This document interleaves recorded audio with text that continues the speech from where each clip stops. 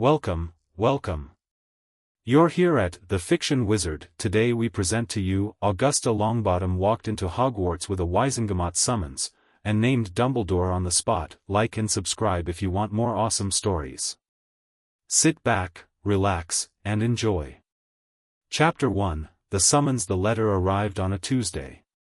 Augusta Longbottom had been sitting at the writing desk in the east study when the owl dropped it through the open window. Not her owl, not the school's tawny post bird, but a small gray creature she didn't recognize, which meant it had been hired from a private service, which meant someone had gone out of their way to keep the origin untraceable. She noted that before she even broke the seal. The letter itself was from a clerk at the Ministry's Department of Magical Education. 3 paragraphs, densely written, informing her that Neville's end-of-year assessment results had been formally logged and that his academic standing remained. The word they used was satisfactory, and Augusta read it 3 times because she wanted to be absolutely certain she'd understood. Satisfactory, for a boy who had come home 2 weeks ago unable to sleep through the night without waking up screaming. She set the letter down on the desk. She pressed the flat of her hand against it. Then she opened the top left drawer, removed a fresh sheet of parchment, and began to write. The house was quiet. It was always quiet now, in ways that had nothing to do with sound. Frank and Alice were at St. Mungo's, as they had been for 12 years, and the rooms they'd once filled had never quite learned to hold a different shape.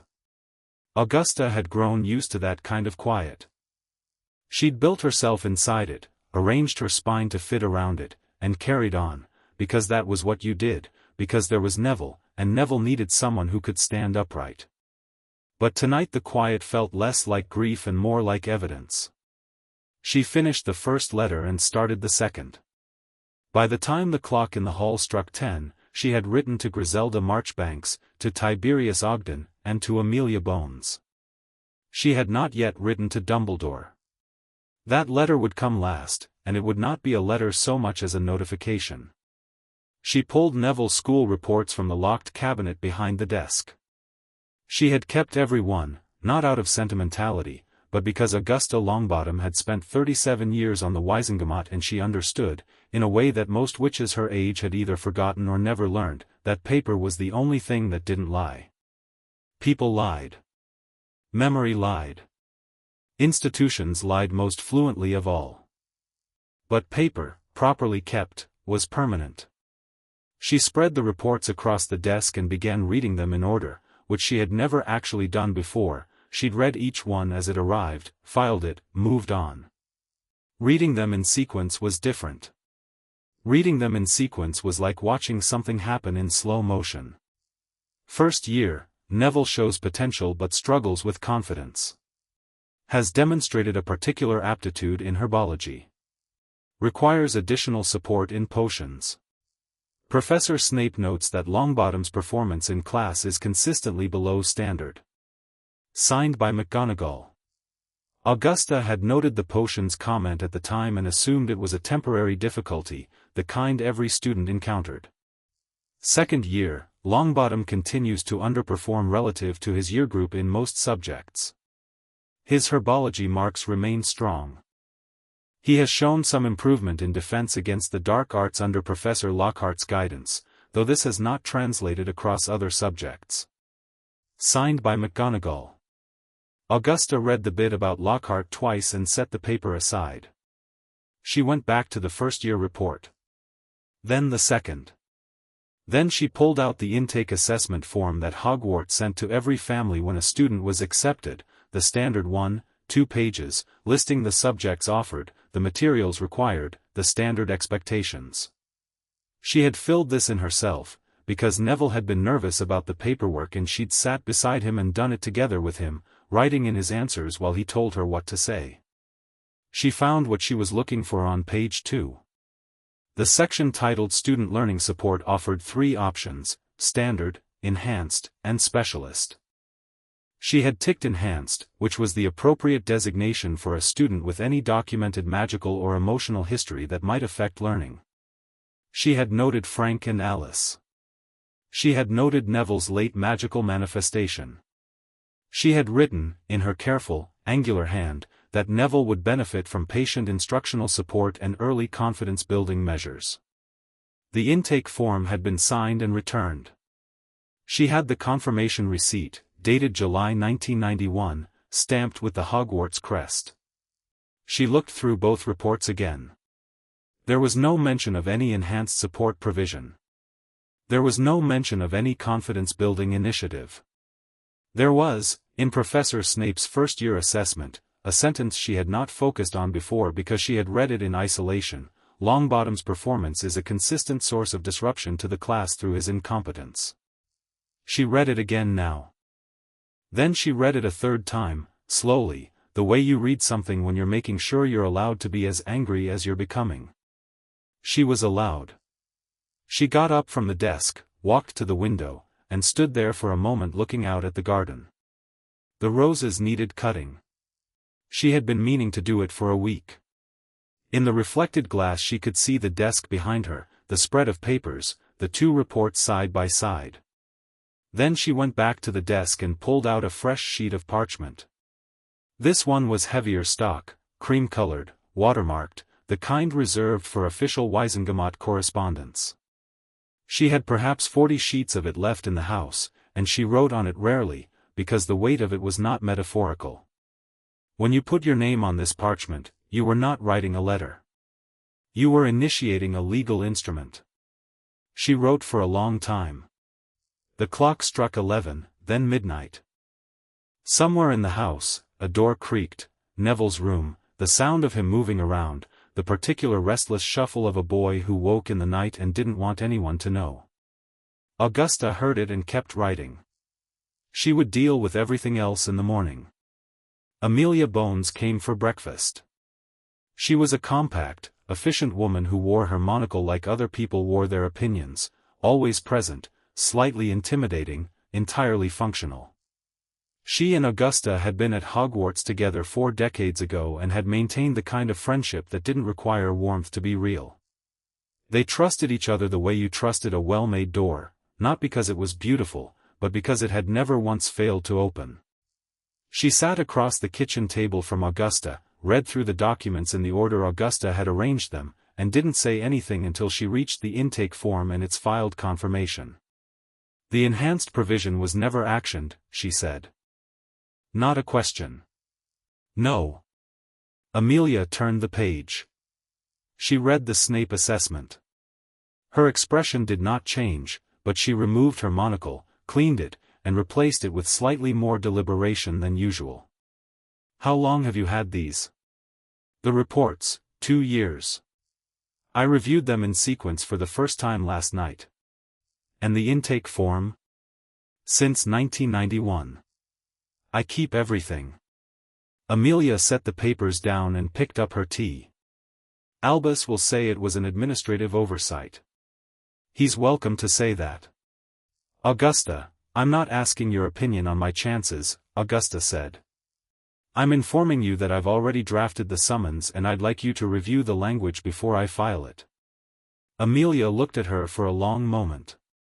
Then she put the tea down, reached into the bag she'd set beside her chair, and produced a quill. Show me. Augusta slid the draft across the table.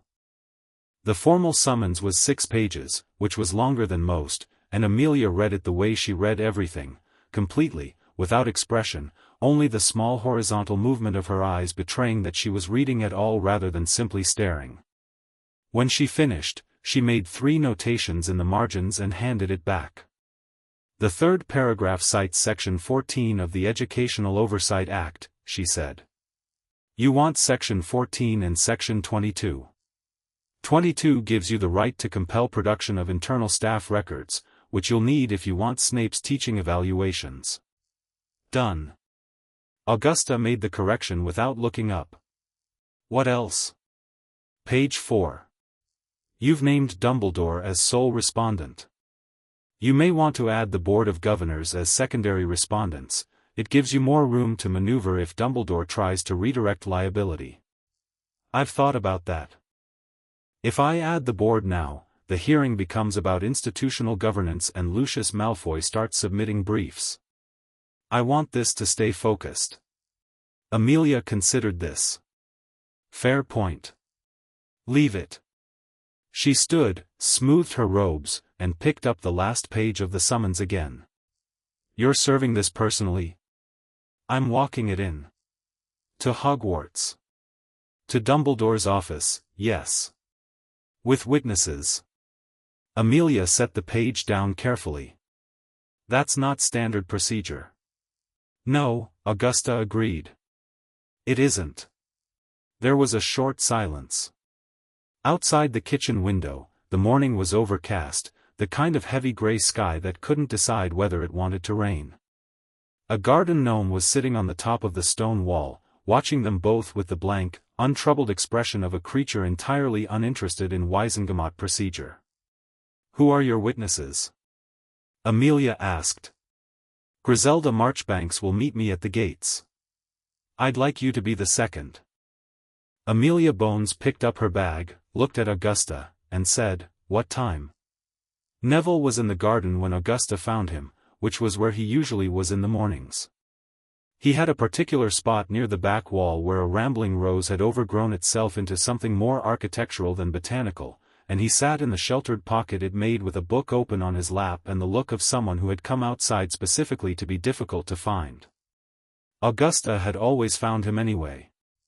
It wasn't a skill, it was simply that she knew where people went when they needed to be invisible, because she'd been going to similar places for 30 years. She sat down on the stone bench across from him. He looked up, startled, the way he was always startled even when he'd heard her coming, as though some part of him was perpetually expecting a different kind of arrival. Gran, he said. Then, reading her face, what happened? Nothing yet. She looked at the book in his lap, a herbology text, third-year level, which he'd been reading voluntarily. She noted that. I need to ask you some things about school, and I need you to answer honestly. He closed the book. He had grown over the summer, she noticed, though he still had the quality of someone who didn't quite believe in his own size yet. He held himself in the slightly hunched, apologetic way of a person who expected to be told he was taking up too much space. Okay. Professor Snape. Tell me about his classes. Neville's face did something complicated. It was a very specific expression, not quite fear, not quite shame, something that lived in the intersection between the two, the particular look of someone who has decided their suffering is probably their own fault. Augusta had seen that look before. She had seen it on Frank's face once, near the end of the First War, when he'd come home from an order mission and sat in this same garden and said, I think I'm not good enough, in the voice of a man reporting a weather forecast. The memory was brief and violent, the way those memories always were, and she set it aside. He's very strict, Neville said. That's not what I asked. Neville pulled at a loose thread on the hem of his jumper. He doesn't like me very much.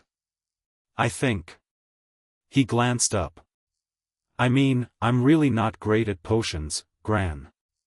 I know that. It's not. Has he ever said anything to you, directly, about your performance? A pause. Yes. What did he say? Another pause, longer.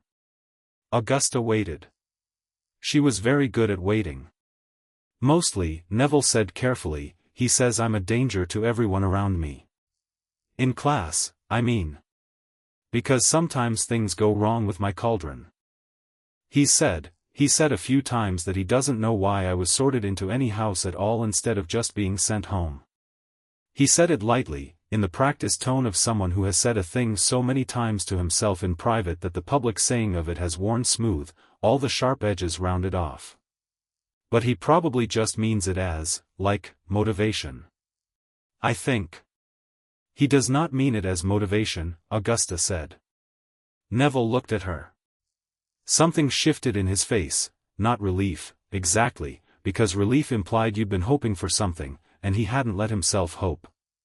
It was more like the sensation of a door opening that you'd assumed was a wall. I've been reviewing your school records, she said. Your intake assessment, your annual reports. There are some significant discrepancies between what I requested when you enrolled and what was actually provided. She kept her voice even, informational. This was important. She didn't want him to feel like a case study. She wanted him to feel like a person being told the truth. I'm addressing it. Addressing it how? I've filed a formal summons with the Wizengamot naming Dumbledore as respondent. I'm delivering it in person today. Neville stared at her. Your Gran Dumbledore is, I'm aware of who he is. People don't just, he stopped. He looked at her face and whatever he'd been about to say reorganized itself into something else. Can I come? Augusta had anticipated this question and she had, over the past hour, genuinely considered it. There were arguments against. It was not customary for the subject of a legal proceeding to be present at the initial service of a summons, it could complicate the record, it gave Dumbledore the opportunity to speak directly to Neville before a formal hearing. There were arguments for. Neville was 13 years old and had spent 2 years being diminished in an institution that was supposed to protect him, and it was possible that watching someone stand up in that institution and name the man responsible was worth more than procedural tidiness. Yes, she said. Stay behind me and don't speak unless I ask you to. He nodded. He straightened slightly. She watched his spine find a quarter-inch of height it hadn't had a moment ago and felt something in her chest perform a familiar complicated maneuver, pride and sorrow in the same gesture, occupying the same space, which was something you learned to live with when you loved someone you had also failed. Go and change, she said. We leave in an hour. Griselda Marchbanks was 83 years old and walked with a cane she didn't need, which she had explained to Augusta once as a strategic choice. People are careless around the elderly, she'd said. I prefer to be underestimated until I'm not. She was waiting at the Hogwarts gates when their carriage arrived, standing in the thin morning drizzle with the air of someone who had stood in worse. Augusta. She looked at Neville. This must be Frank's boy. This is Neville, Augusta said. Griselda looked at him for a moment with the direct, evaluating gaze of a woman who had examined thousands of students over decades of wizarding examinations board work. Neville met her eyes, which Augusta noted was better than she'd feared. You have his hands, Griselda said, which was not what anyone expected her to say. Neville blinked. Griselda was already turning toward the gates. Amelia Bones arrived 2 minutes later, on foot, from the direction of the village. She was in her head of magical law enforcement robes today rather than her ministry day clothes, a deliberate choice that was not subtle and was not meant to be. The three women exchanged no words of greeting. They had agreed everything that needed agreeing over the past 18 hours. There was nothing left to say that wasn't better said inside. The gates opened at Augusta's touch. She had Wizengamot elders access to Hogwarts, a privilege rarely invoked because it was rarely needed. The castle's wards recognized the authority behind it the way a house recognized its owner, not warmly, but without resistance. They walked up the path in the drizzle. Neville was quiet beside Augusta, close enough that she could feel the warmth of him. Ahead, the castle was its usual imposing self, towers against the gray sky, windows glinting with the particular quality of light that only came from inside, warm and unearned looking from out here. Augusta had been a student here herself, 60 years ago. She had sat her OWLS in the Great Hall with Griselda Marchbanks overseeing the examination. She had walked these grounds as a prefect, as head girl, and then later, once, with Frank when he was a student and she was returning for a memorial service and he had shown her the greenhouses with the pride of someone introducing her to a friend. She did not find this walk sentimental. She found it clarifying. The entrance hall was half filled with students not yet at breakfast, doing the milling, aimless, early morning orbit that students performed between waking and food. Several of them looked up as Augusta's party entered. Several of them kept looking, because three senior witches in formal robes walking in step with the purposeful directional energy of people who knew exactly where they were going and intended to get there was, objectively, something you looked at. McGonagall appeared at the top of the main staircase. She had the alert, slightly braced look of someone who had received advance intelligence without receiving enough advance intelligence. She knew something was happening, not everything about what. Augusta had sent her a brief note that morning. Minerva. I will be arriving at 9 with colleagues on a formal Wizengamot matter. Please ensure the headmaster is available. She had not elaborated. McGonagall came down the stairs with her usual precise, compressed efficiency. Augusta. A beat. Madam Bones. Madam Marchbanks. Another beat, in which she registered all three of them together and revised her understanding of the morning's seriousness upward by what appeared to be several significant degrees. I'll take you up. Thank you, Minerva. They followed her up. Neville stayed exactly where Augusta had placed him, one step behind her right shoulder, and said nothing.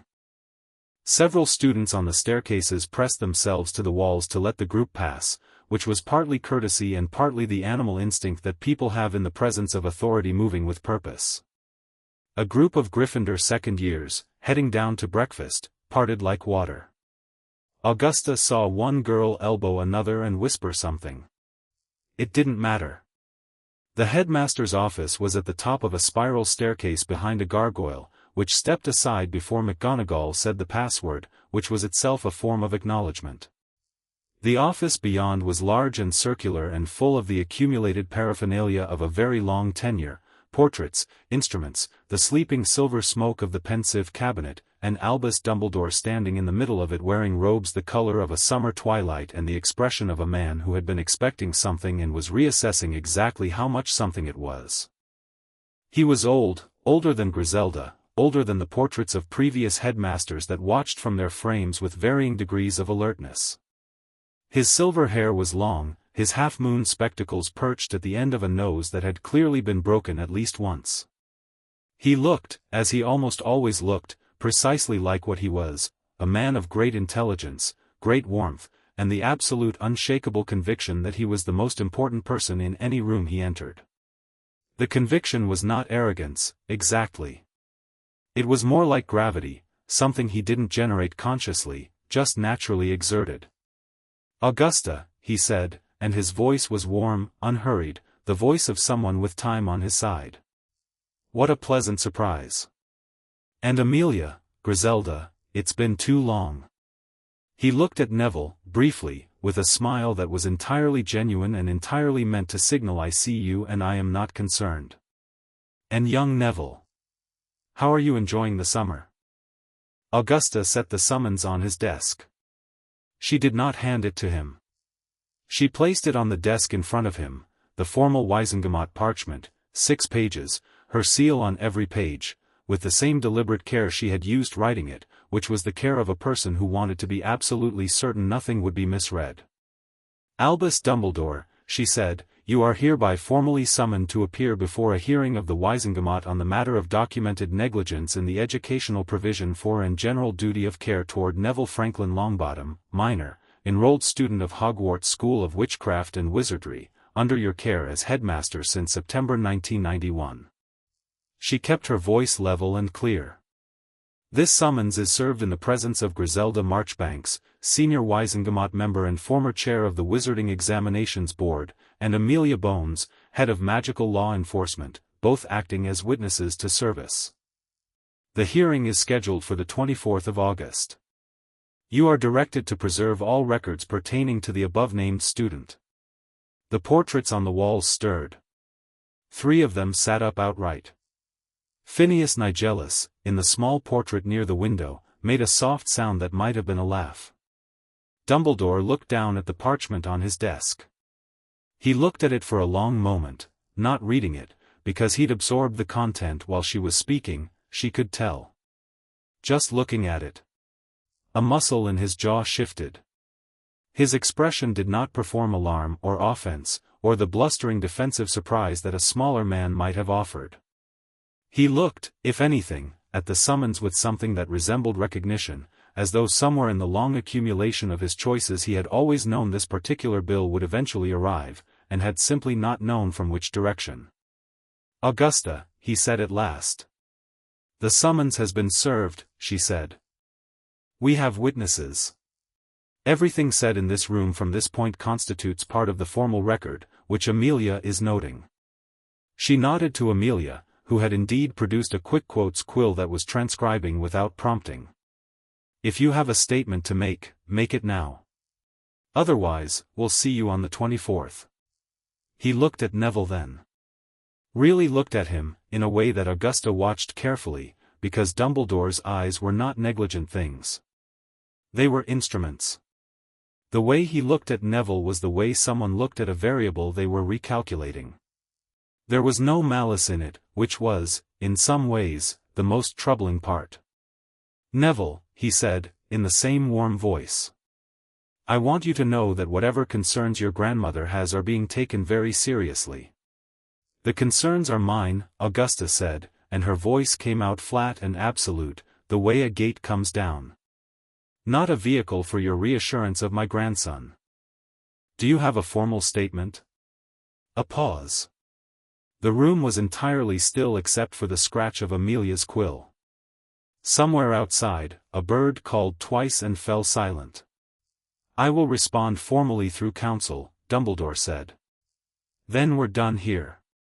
Augusta picked up the copy of the summons she had brought. She had brought two, one to serve and one to retain for her own file, folded it, and placed it in her robes. She looked at McGonagall, who was standing near the door with the expression of a woman watching an earthquake from a third-story window, not quite sure whether the floor beneath her was still where it was supposed to be. Minerva, Augusta said, not unkindly. You'll be receiving a separate request for documents in the next 24 hours. I'd appreciate your cooperation. McGonagall's mouth opened. Closed.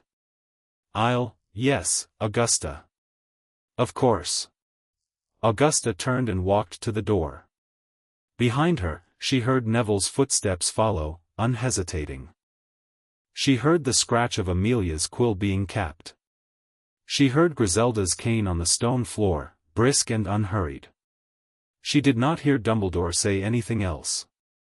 They went back down the spiral staircase. The gargoyle watched them descend.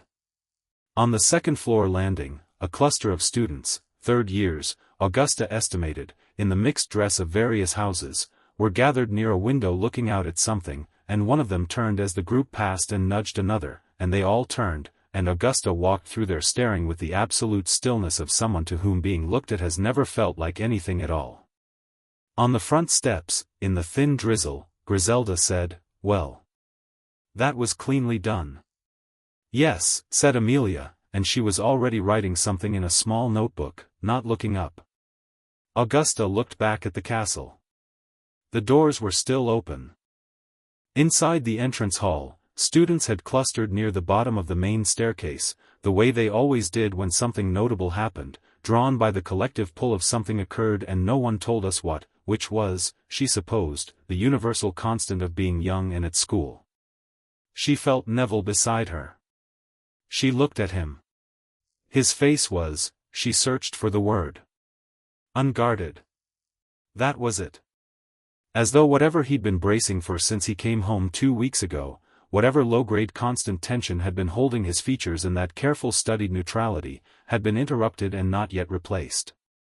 He was looking at the castle with wide eyes and the slightly dazed quality of someone who has watched something inevitable happen and not yet adjusted to the world now that it has.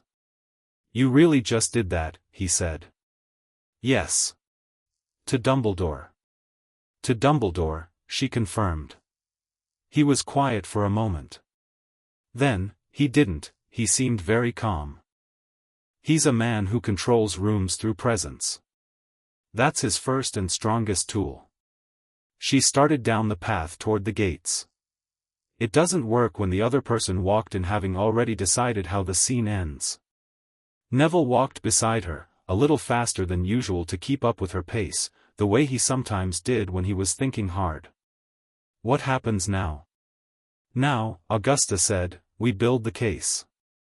And you go back to your garden, because you're on summer holiday and you shouldn't have to think about any of this if you don't want to. I want to, he said, immediately. I want to know everything. She looked at him sideways. I know, she said. I know you do. Amelia had moved ahead to the gates. Griselda was at Augusta's left elbow, her cane tapping a brisk rhythm on the path. The drizzle had thickened to actual rain now. None of them quickened their pace.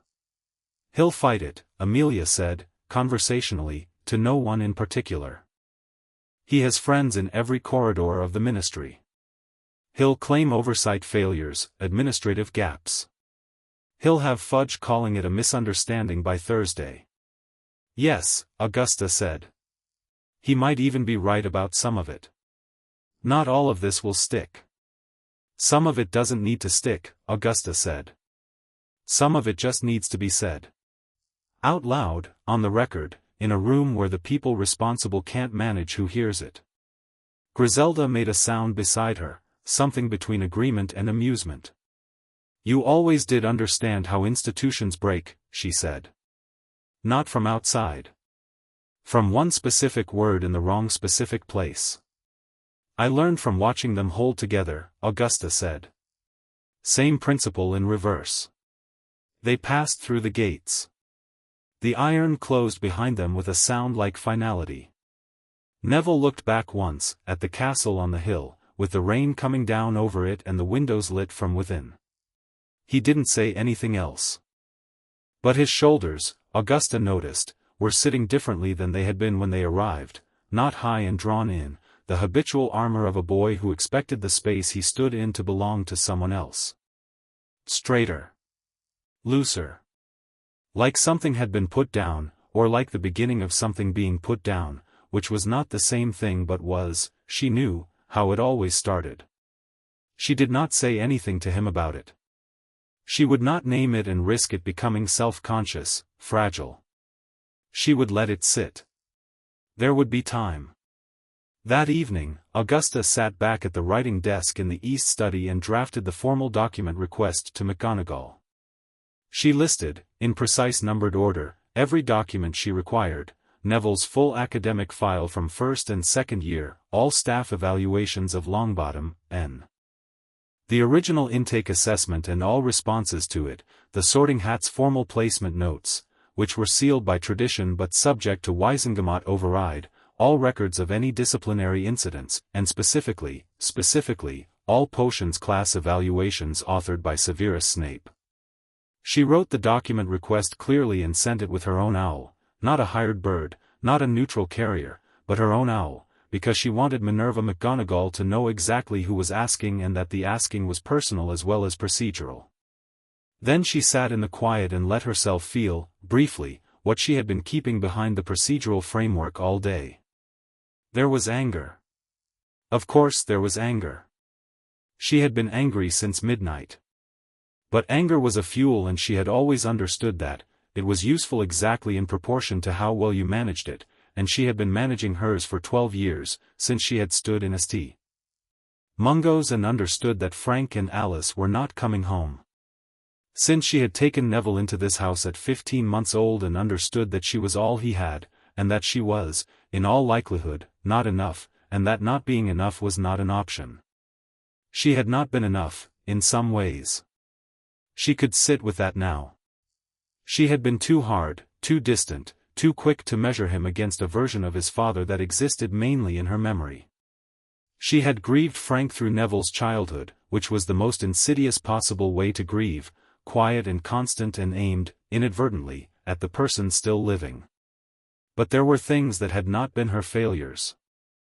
There were things that had been done to him in a building she had trusted and by a system she had helped, in her small way, to maintain, and those things were not hers to carry and were not Neville's to carry, and she intended to make that clear in a room full of people on the 24th of August, loudly and on the record. She capped her quill. Outside, the rain had stopped. Through the window, the garden was dark and quiet, and somewhere in it, she knew without going to check, Neville would be sitting by the wall under the rose arch, in the dark, thinking. Let him think, she decided. Let him sit with what had happened today and let it settle into something real. Some things needed to be felt before they could be used. She blew out the lamp and went to bed.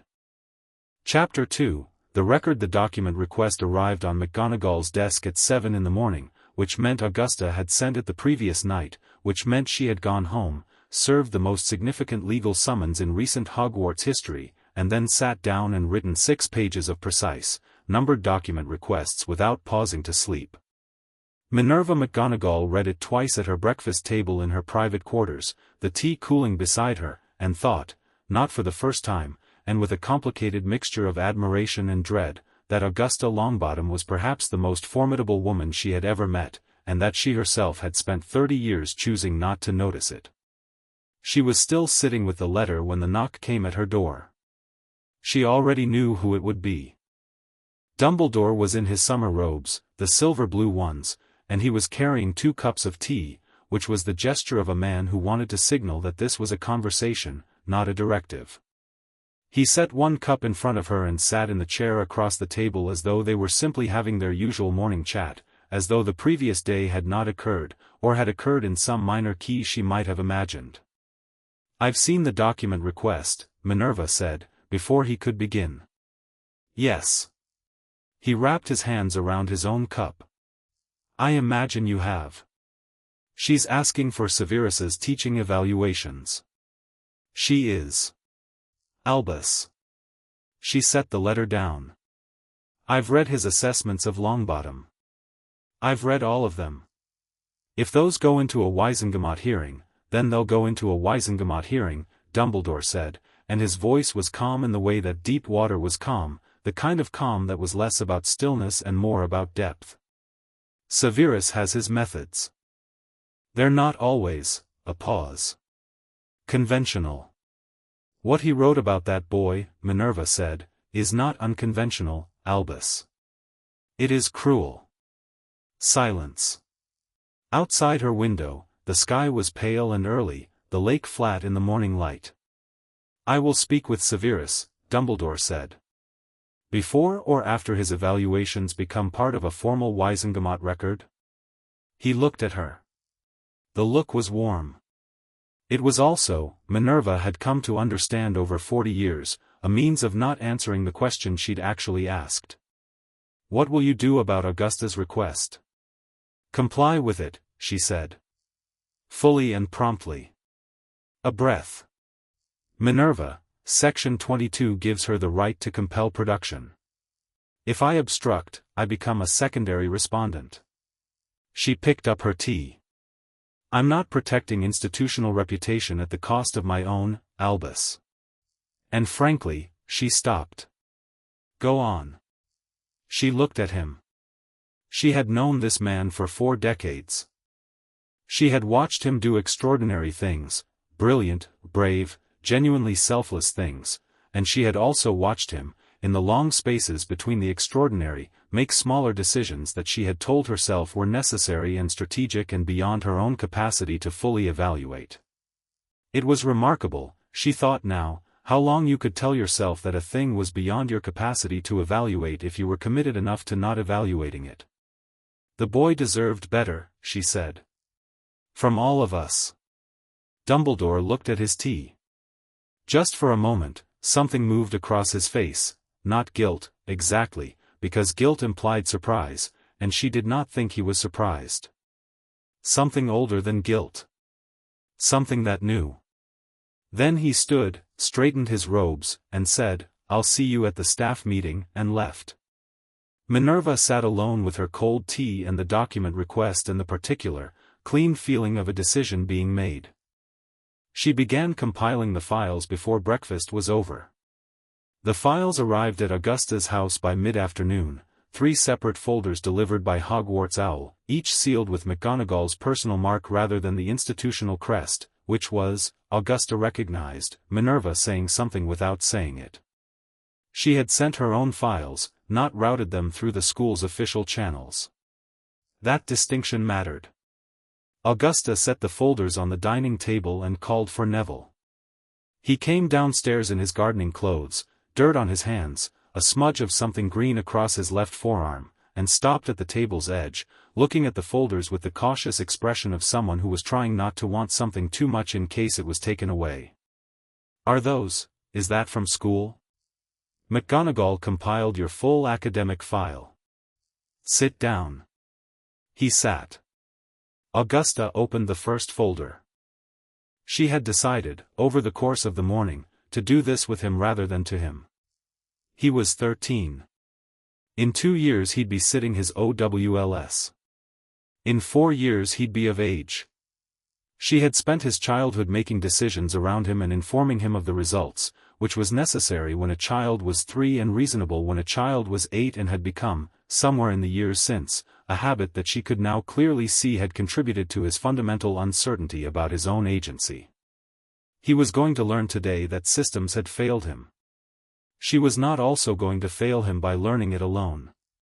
"This is your first-year herbology assessment," she said, sliding it across. "Read it." He read. His expression shifted into something unguarded. Professor Sprout wrote, "Exceptional spatial instinct and a naturally precise approach to cultivation. In 20 years of teaching I have rarely seen a student take to herbology with such." He stopped. "She really wrote that?" "She really wrote that. First year. September." He stared at it. "She never said any of this to me." "No." Augusta pulled the next sheet. "Now read this one." The next one was Snape's assessment from the same term. The same month, in fact, both written in October of Neville's first year. Neville read it in silence. Augusta watched his face process it, the way his expression went from open to something more careful, the way he pulled slightly inward, and then, very slowly, something different. Something she hadn't seen before. His jaw shifted. His brow pulled together. He was not, she realized, shrinking. He was angry. "He called me," he set the parchment down. "Gran, he called me the single greatest impediment to his students' learning that he'd encountered in his teaching career." "Yes. I was 11. Yes." He sat with that. Augusta laid out 3 more assessments beside each other, Sprout's 3, Snape's 3, one from Flitwick, one from McGonagall herself. She let him read them without directing his attention, because she wanted him to find the pattern himself. It took perhaps 4 minutes. She watched him see it. Sprout and Flitwick, he touched the papers, moving them slightly. "They both say, they both think I'm good. Flitwick says surprisingly sophisticated instinct for charms. McGonagall says I have potential in transfiguration but lack confidence.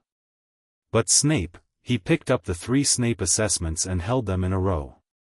"Every single one says something different, but they all come out saying the same thing. That I'm hopeless. That I shouldn't be here." He set them down. He looked up. "This is deliberate." Augusta held his gaze and said nothing. "He's been doing this on purpose. That is what I believe the evidence indicates, yes." He was quiet for a moment. Not the anxious quiet she knew well, the silence of a boy constantly self-censoring, managing his volume and his space, but a different kind of quiet, tighter and more directed. "Why?" he asked. "Why would he?" "That," she said, "is one of the questions the hearing will address." He nodded. He kept looking at the papers. Then he said, quietly but without any hesitation, "What else is in the files?" "There's more. Some of it relates directly to you and some of it doesn't, but informs the broader picture. I'll show you everything, but I need you to understand that some of what you're about to read is going to be difficult. It concerns your parents' connection to this case." He looked up sharply. "Not there, the circumstances of what happened to them are not directly at issue," she said, carefully. "But there are records relating to their status as Aurors and to certain ministry certifications that affect your Wizengamot standing, and those records intersect with decisions made at Hogwarts about your enrollment." She paused. "Do you understand what I mean by your Wizengamot standing?" "I'm a Longbottom," he said, slowly. "Gran, you've told me we have a hereditary seat." "We have a hereditary seat, yes, but it is held in trust until you come of age. What you may not know is that as the heir to an active Wizengamot seat, you are entitled, under a specific provision of the Wizarding Education Charter of 1887, to an enhanced educational provision that is not optional, it is mandatory. She pulled a new sheet from the second folder, the one she'd compiled herself, and slid it to him. Paragraph 4. Read the highlighted portion. He bent over it. His lips moved slightly. Then he stopped. The designated heir of any active Wizengamot seat shall, upon enrollment at Hogwarts School of Witchcraft and Wizardry, receive a comprehensive educational assessment and a tailored instruction provision to be reviewed annually and adjusted as required, to ensure appropriate preparation for civic and legislative responsibilities. He looked up. His face had changed again. Did Hogwarts know about this? About our seat? Of course they knew. Your intake form listed your family name. The seat is in the public record. The provision is not obscure, it's 106 years old and Dumbledore has been headmaster since 1956. He has administered it for other families. She opened the third folder. Here. 1971, Lucretia Pruitt, heir to the Pruitt seat, received a full specialist provision upon enrollment. Detailed educational plan, assigned mentor, quarterly reviews. She set it beside the 1887 charter. Your file contains none of these things. Not a single record of this provision being offered, requested, actioned, or even acknowledged. Neville stared at the 1971 file. At Lucretia Pruitt's neat quarterly review forms, signed by Dumbledore himself. At his own empty file. He just didn't. He didn't, Augusta said. The afternoon light was coming through the dining room windows at a long angle, the kind of light that made everything look slightly suspended. Outside, a bird was doing something repetitive in the hedgerow. Augusta sat across from her grandson, who was 13 years old and had just understood something that would take years to fully metabolize, and let him sit with it. There's one more thing, she said, when she judged enough time had passed. This is where it becomes more complicated, and I need you to listen carefully before you react. He straightened. She took out the last sheet, not from the Hogwarts files, but from her own archive, something she had pulled at 2 a.m. from the locked cabinet, the very bottom drawer, the place she kept the documents she never wanted to look at but could not destroy. It was a copy of a ministry memorandum from October 1981. Subject, Longbottom, F. Magical Classification Review following incident. Stamped, confidential, restricted access. She had obtained this copy 12 years ago through methods that were entirely legal and had required 6 months of Wizengamot procedure. She had read it once, placed it in the bottom drawer, and not read it again. Your father, she said, was involved in an investigation in October of 1981, before what happened to him and your mother. Part of that investigation involved a prophecy on file with the Department of Mysteries. I won't explain all the political context now because it would take too long and some of it is still under restriction, but what matters for our purposes is this. She tapped the document. Your father's name, and yours by extension, is connected to that prophecy. And there is a notation, here, she pointed, in Dumbledore's handwriting, dated November 1991, which is 2 months after you started at Hogwarts. It reads, see also Longbottom, N. Monitor, do not intervene. Neville read it. He read it again. Do not intervene, he said. Yes. He wrote, he was watching me.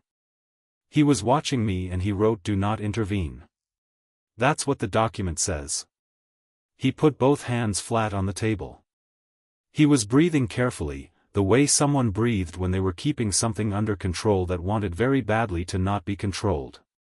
What does that mean? Do not intervene, does that mean he knew Snape was doing all this and he just, I believe it means exactly what it says, Augusta said. I believe he was aware of your situation and made an active decision not to correct it. I believe he had reasons for that decision that he found sufficient. She paused. I also believe those reasons are entirely his and in no way your fault or your responsibility to manage.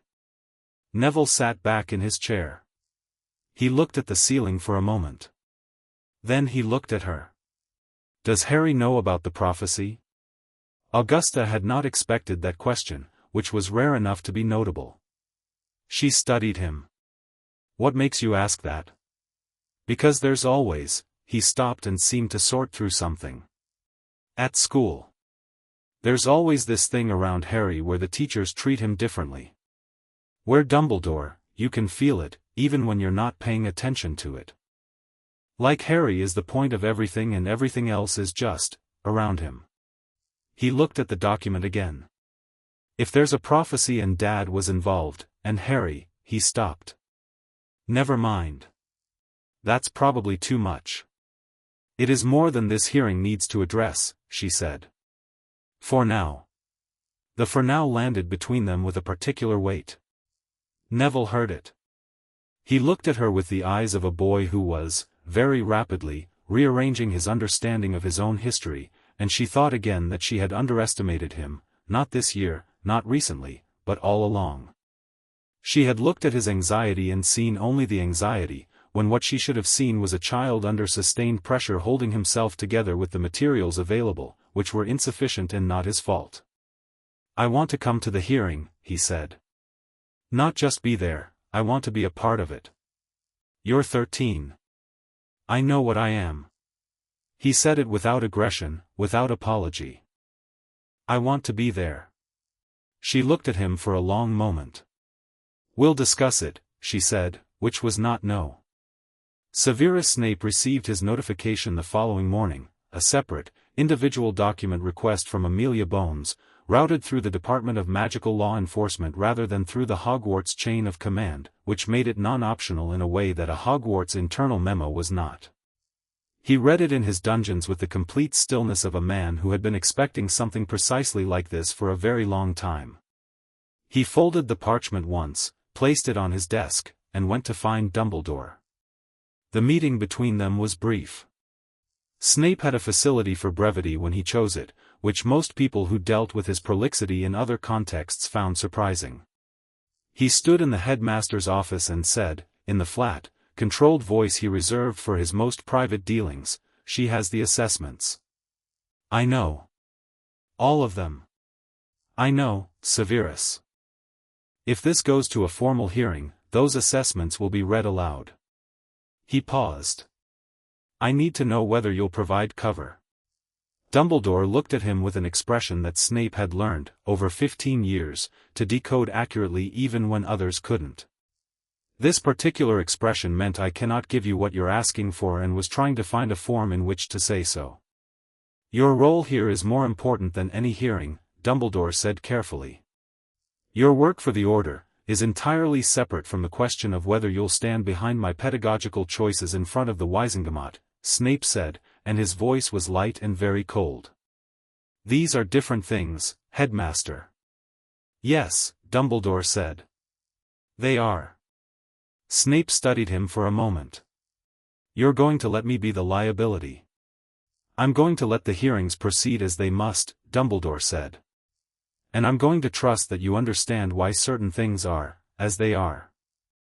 Snape said nothing for 3 seconds. Then, "Yes. I understand perfectly." He turned and walked out. He did not slam the door, because he never slammed doors. The quiet closing of it was, Dumbledore knew, far worse. On Thursday morning, Augusta received 2 unexpected visitors. The first was Griselda Marchbanks, who arrived with a leather folder and the expression of a woman who had been doing archival work. She sat at the dining table across from Augusta and opened the folder without preamble. "I went back through the Wizarding Examinations Board records," she said. "Specifically, I was looking at Hogwarts' annual reporting to us on student provision compliance. They're supposed to file a compliance report with the board every September confirming that all mandatory educational provisions have been actioned." Augusta went very still. "And?" "Hogwarts has filed the report every year, without exception, for the past 40 years. Griselda paused. "Including 1991 and 1992. Both years claiming full compliance." both years claiming full compliance. Griselda opened the folder to a specific page and turned it so Augusta could see. I've highlighted the relevant section. All mandatory charter provisions have been reviewed, actioned, and are on file. Signed, she tapped the signature, Albus Percival Wulfric Brian Dumbledore.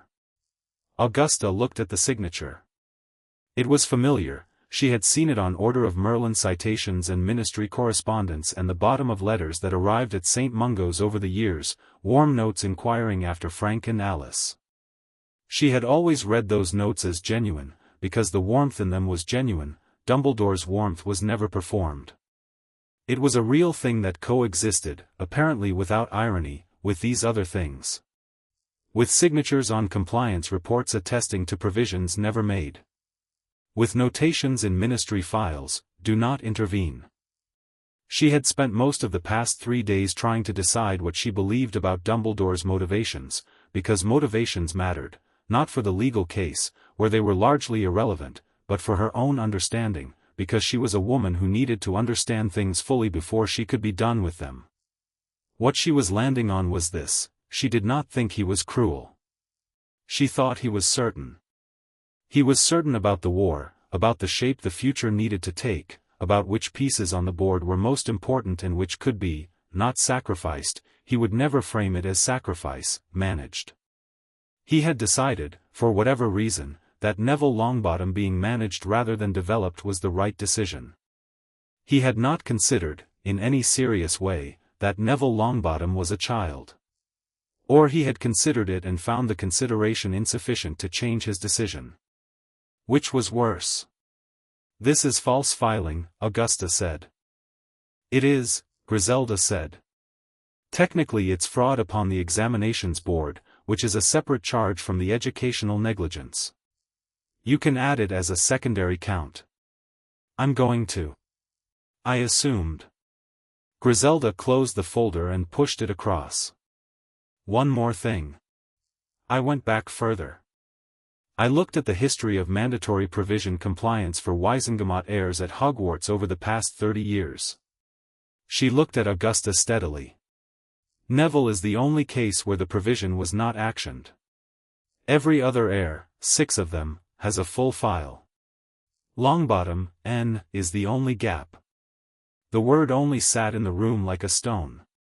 Thank you, Griselda, Augusta said. Don't thank me. Win the hearing.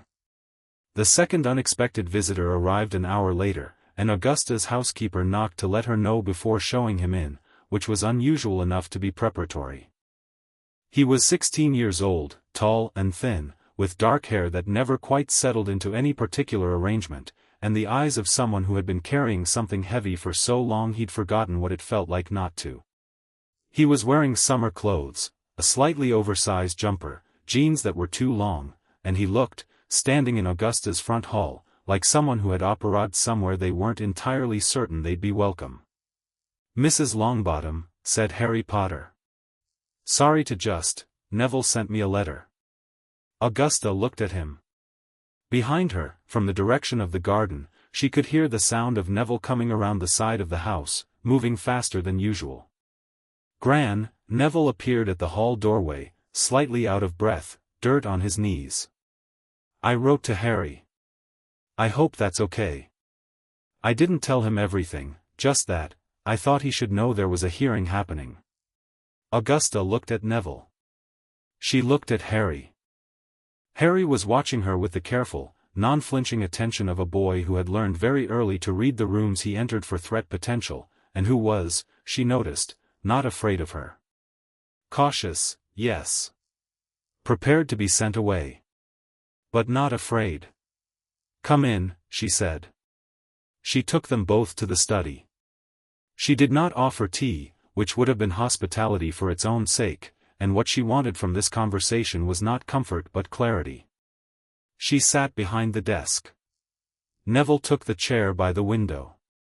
Harry sat in the other chair and looked at the spread of documents on the desk with the particular look of someone who recognized the weight of paperwork from painful personal experience. Neville said there's a hearing about Dumbledore, Harry said. About what he did, or didn't do, for Neville at school. That's the basis of it, yes, Augusta said. Harry nodded. He was quiet for a moment, and in the quiet he was doing something, processing, she thought, arranging something internally that he hadn't expected to need to arrange. "What do you need?" he said. "From me." She studied him. "Do you know why you're relevant to this case?" "Not specifically," he said. "But I'm relevant to everything, which means I'm probably relevant to this." He said it without self-pity, without irony, without the desperate desire to be either more or less than he was. It was one of the most honest things she had heard anyone say in quite some time. "That's accurate," she said. "There's a ministry document that connects Neville's situation at Hogwarts to a larger set of decisions made by Dumbledore, and you are, obliquely, but genuinely, part of that context." "The prophecy," Harry said. Augusta looked at him sharply. "I've heard that word," Harry said, without flinching. "In connection with me. I don't know what it says. I think Dumbledore knows and he's decided I shouldn't." He paused. "Is Neville connected to it?" "Possibly," Augusta said. "That's something we may need to formally investigate." Harry looked at Neville. Something passed between them, the particular silent communication of boys who had been in the same building for 2 years under the same difficult conditions.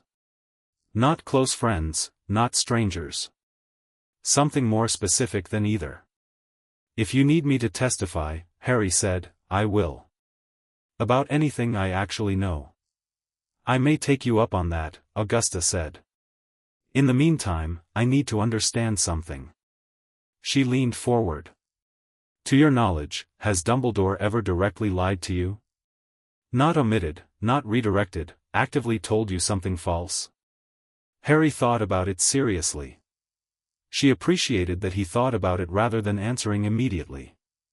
"I don't know," he said, at last. "I think he tells me selected truths. Things that are accurate but incomplete. In ways that are designed to produce a specific outcome." He paused. "He's very good at it."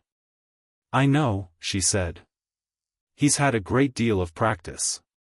Harry looked at the document on the desk, not reading it, just registering its presence.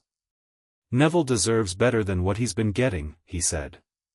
"Whatever else, that's just obviously true. I've watched it happen for 2 years and I didn't know there was something to be done about it." He looked at Augusta. "I'm glad you did." "Yes," Augusta said. "So am I." That evening, Minerva McGonagall sat in the Hogwarts staff room alone. It was late, nearly midnight, and most of the castle was dark.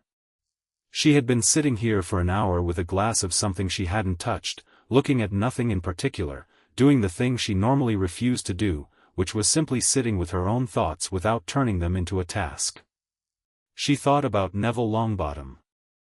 She thought about his first transfiguration class, when he had tried to turn a match into a needle and produced something that was neither, a thin silver rod, imperfect and strange, that nonetheless glinted when the light caught it. She had noted, in her private teaching log, that he had genuine instinct and was suppressing it. She had intended to follow up. She had not followed up. She thought about Severus, and about his classes, and about the things she had heard through the staff room wall and the corridor outside the dungeons and the occasional breakfast comment from Gryffindors who sat too close to where she was marking. She had noted those. She had mentioned, twice, to Dumbledore that Severus's approach to certain students warranted attention. Dumbledore had said I'll speak with him and she had, both times, allowed that to be sufficient. She thought about the compliance report. She had not signed it, Dumbledore signed it, but she was deputy headmistress and the provision records were maintained through her office, which meant her file had also been silent on the Longbottom provision for 2 years, and silence, she understood now with the sour clarity of midnight, was its own signature. She was not going to be obstructive. She had already decided that. But she was going to do something else, something she had been avoiding deciding, which was whether she was going to be actively helpful or merely technically compliant. Merely technically compliant was the choice of someone managing their own liability. Actively helpful was the choice of someone doing the right thing. She picked up the glass. Put it down. Picked up her quill instead. She would write Augusta Longbottom a letter. Not responsive, she had already complied with the document request. This would be a different kind of letter. The kind you wrote when you had information that no document request had asked for and that no formal process would surface, because it existed only in the memory of someone who had been present and paying attention and had made choices she now needed to account for. She began to write. It took a long time. She was thorough, because she was always thorough, and she did not soften the language, because that would be self-serving, and she did not leave anything out, because the only thing worse than what she had to say was saying only half of it. When she finished, she sealed it with her own wax, not the school seal, not Hogwarts green, but her own personal seal, the one she used for private correspondence. She sent it with her own cat-eared owl, who regarded her with sleepy, tolerant contempt before taking flight into the dark. Then she sat in the empty staff room for a while longer, not comfortable, not uncomfortable, just present with what she had done and what came next. Augusta found the letter on her morning tray. She recognized the seal and opened it before she'd finished her first cup of tea. She read it standing at the window, still in her dressing gown, the morning garden gray and damp below. Minerva had written 4 pages. What they contained, the specifics of what Snape had said in class, the dates, the direct quotations that Minerva had noted and not acted on, the 2 occasions on which she had raised concerns with Dumbledore and the exact words with which he had deflected her, was, piece by piece, more detailed and more damning than anything Augusta had found in the files. But what stopped her was the last paragraph. It said, "I am writing this because the legal record should contain it, and because I believe Augusta Longbottom is the right person to decide how to use it. I am also writing it because I have been in this castle for 30 years and I have watched this pattern, of children being managed rather than educated, of certain students being designated as important and certain others as instrumental to someone else's importance, and I have not named it plainly enough, or often enough, or at sufficient volume. This letter is partial and late restitution for that. It is also, if it is useful, a witness statement."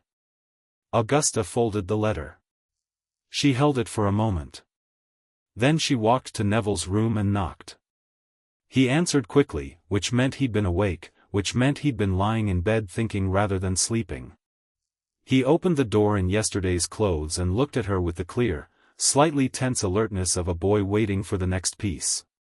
"McGonagall sent a witness statement," Augusta said. "She's testifying voluntarily." Neville stared. "Voluntarily?" "Yes. He thought about it. That's big. It's significant, yes." She looked at him. He was standing in his doorway, morning rumpled, and there was something in his face that hadn't been there 3 days ago, something that was the absence of a particular kind of exhaustion. Not rest, not yet. Just the exhaustion pausing to reconsider. "How are you sleeping?" He considered lying and then didn't. "Better than last week." "Good." She turned to go, then stopped. "Get dressed. I need your help drafting the supplementary exhibits list this morning, and you're the one who knows which of Sprout's assessments to prioritize." "I can do that," he said. "Yes. Absolutely." She heard him moving before she'd reached the bottom of the stairs. The quick, purposeful sound of someone who had somewhere to be and had remembered that they were the right person to be there. Augusta went to the kitchen, put the kettle on, and began laying out the documents. Outside the window, the garden was growing in its patient, unhurried way, and the morning was coming up clear. Chapter 3, The chamber beneath the rite was called Ius Memoriae Castelli, the rite of castle memory, and it was so old that most practicing wizarding lawyers had never needed to invoke it, which meant most practicing wizarding lawyers had forgotten it existed. Augusta had not forgotten it existed because Augusta had spent the better part of 3 decades on the Wizengamot reading the foundational texts of wizarding law the way other people read novels, not for pleasure exactly, but for the specific satisfaction of complete knowledge, the comfort of knowing every room in a building before you ever needed to run through it in the dark. The right predated Hogwarts itself. It had been established in 943 AD by a conclave of wizarding elders who understood, with the pragmatic wisdom of people who had survived multiple magical catastrophes through institutional failure, that no magical structure of sufficient age and power should be permitted to hold secrets from legal authority in perpetuity. A castle's stones absorbed magic. Its wards remembered every significant decision made within them. Its foundations held a kind of memory that was older and more honest than parchment, because stone didn't have the capacity for selective recall that humans did. The right allowed a Wizengamot elder, in the course of an active proceeding, to petition the castle's foundational magic directly, not its records office, not its staff, not its headmaster. The castle.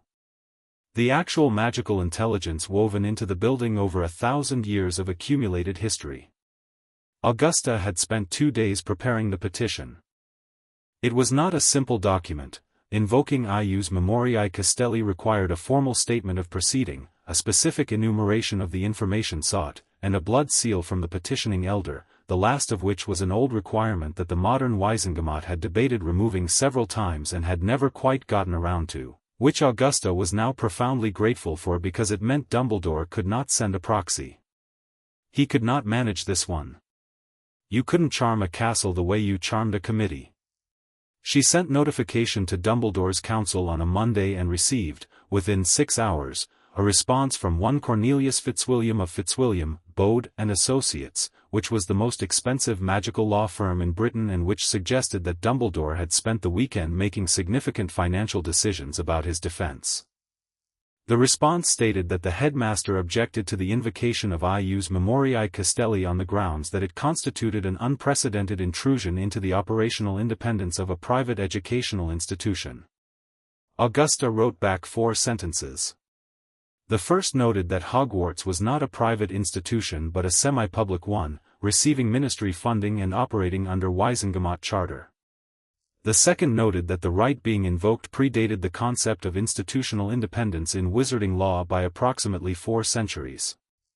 The third noted that the objection, even if sustained, would need to be heard by the full Wizengamot, which would require convening a session, which would require the matter to be publicized, which she imagined Fitzwilliam's client would prefer to avoid. The fourth sentence said, "We will be at Hogwarts on Friday at 9 o'clock." No further response came. Friday arrived grey and windy, the kind of late summer day that hadn't decided whether it was still summer at all. Augusta dressed in her full formal robes, the dark green ones, not the everyday navy, the ones with the Longbottom crest embroidered in silver at the collar, and came downstairs to find Neville already at the dining table with a cup of tea and a legal pad covered in notes. He had been doing this all week, sitting with the documents she left accessible and working through them with the same methodical, unhurried attention he gave to particularly complicated propagation problems in the greenhouse. She had watched this without comment. She had begun leaving additional documents accessible. "You're wearing the formal robes," he said. "I am." He looked at his own clothes, jeans, a jumper, reasonably clean. "Should I? You look fine," she said. "You're attending as my heir, not as a litigant. What you wear matters less than how you stand." He considered this. "How should I stand?" "Like you have every right to be in the room," she said. "Because you do." He nodded and stood up from the table, and she noted again, she had been noting it accumulating all week, each small addition, that the way he stood up was different. Not taller, exactly. Just claimed. His own body occupying its own space without apology. Amelia met them at the Hogwarts gates at 5 to 9.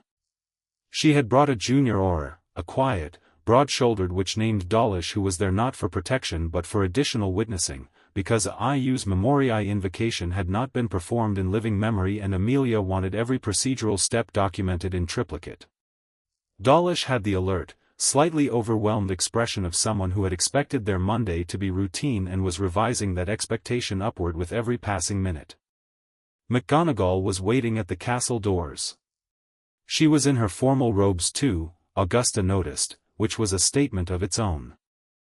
She looked tired, the way people looked when they had been sleeping adequately but thinking too much, and she held herself with the straight-back precision of a woman who had made a decision and was inhabiting it rather than revisiting it.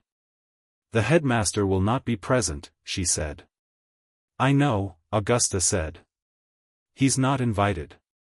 This is between me and the castle." McGonagall blinked, very slightly. "You're actually invoking, yes. I'll need access to the lowest level. The foundational chamber." A pause. "Most people don't know there is one. Most people haven't read the full Hogwarts founding charter," Augusta said. "Which is held, for the record, in the Wizengamot archives and not in Hogwarts' own library, which I find instructive." McGonagall looked at her for a moment with an expression that was layered: respect, something that might have been relief, and underneath both of those something that looked like the particular feeling of someone who had been waiting, without knowing they were waiting, for someone else to do this. "Follow me," she said. The foundational chamber was below the dungeons. Not directly below, the route to it was circuitous, moving through passages that Augusta suspected were not on any of the maps students drew of the castle's secret routes, moving through the kind of architectural space that only existed in buildings old enough to have a crude purpose the way hills accrued stone. The walls down here were a different kind of stone than the rest of the castle, darker, older, without the faint magical luminescence that the upper levels carried. The light from their wands was the only light, and it moved with them in a way that felt less like illumination and more like permission. Neville was quiet as they descended. He was looking at everything, the way he always looked at things that interested him, not quickly, not showily, but with the steady attentiveness of someone who was actually trying to understand what he was seeing. Augusta saw him run one hand along the wall and then pull it back, not quite touching. "It's warm," he said, quietly, to no one in particular. "The wards run through the stone," McGonagall said, "from just ahead. At this depth, you're inside the original casting. The spells Godric Gryffindor and the others put into the foundations, they're still active. They've never faded. Can they be changed? By someone with sufficient authority and the right to invoke them, yes." McGonagall glanced back. "Which is how the Ius Memoriae works. You're not reading a record. You're asking the wards directly."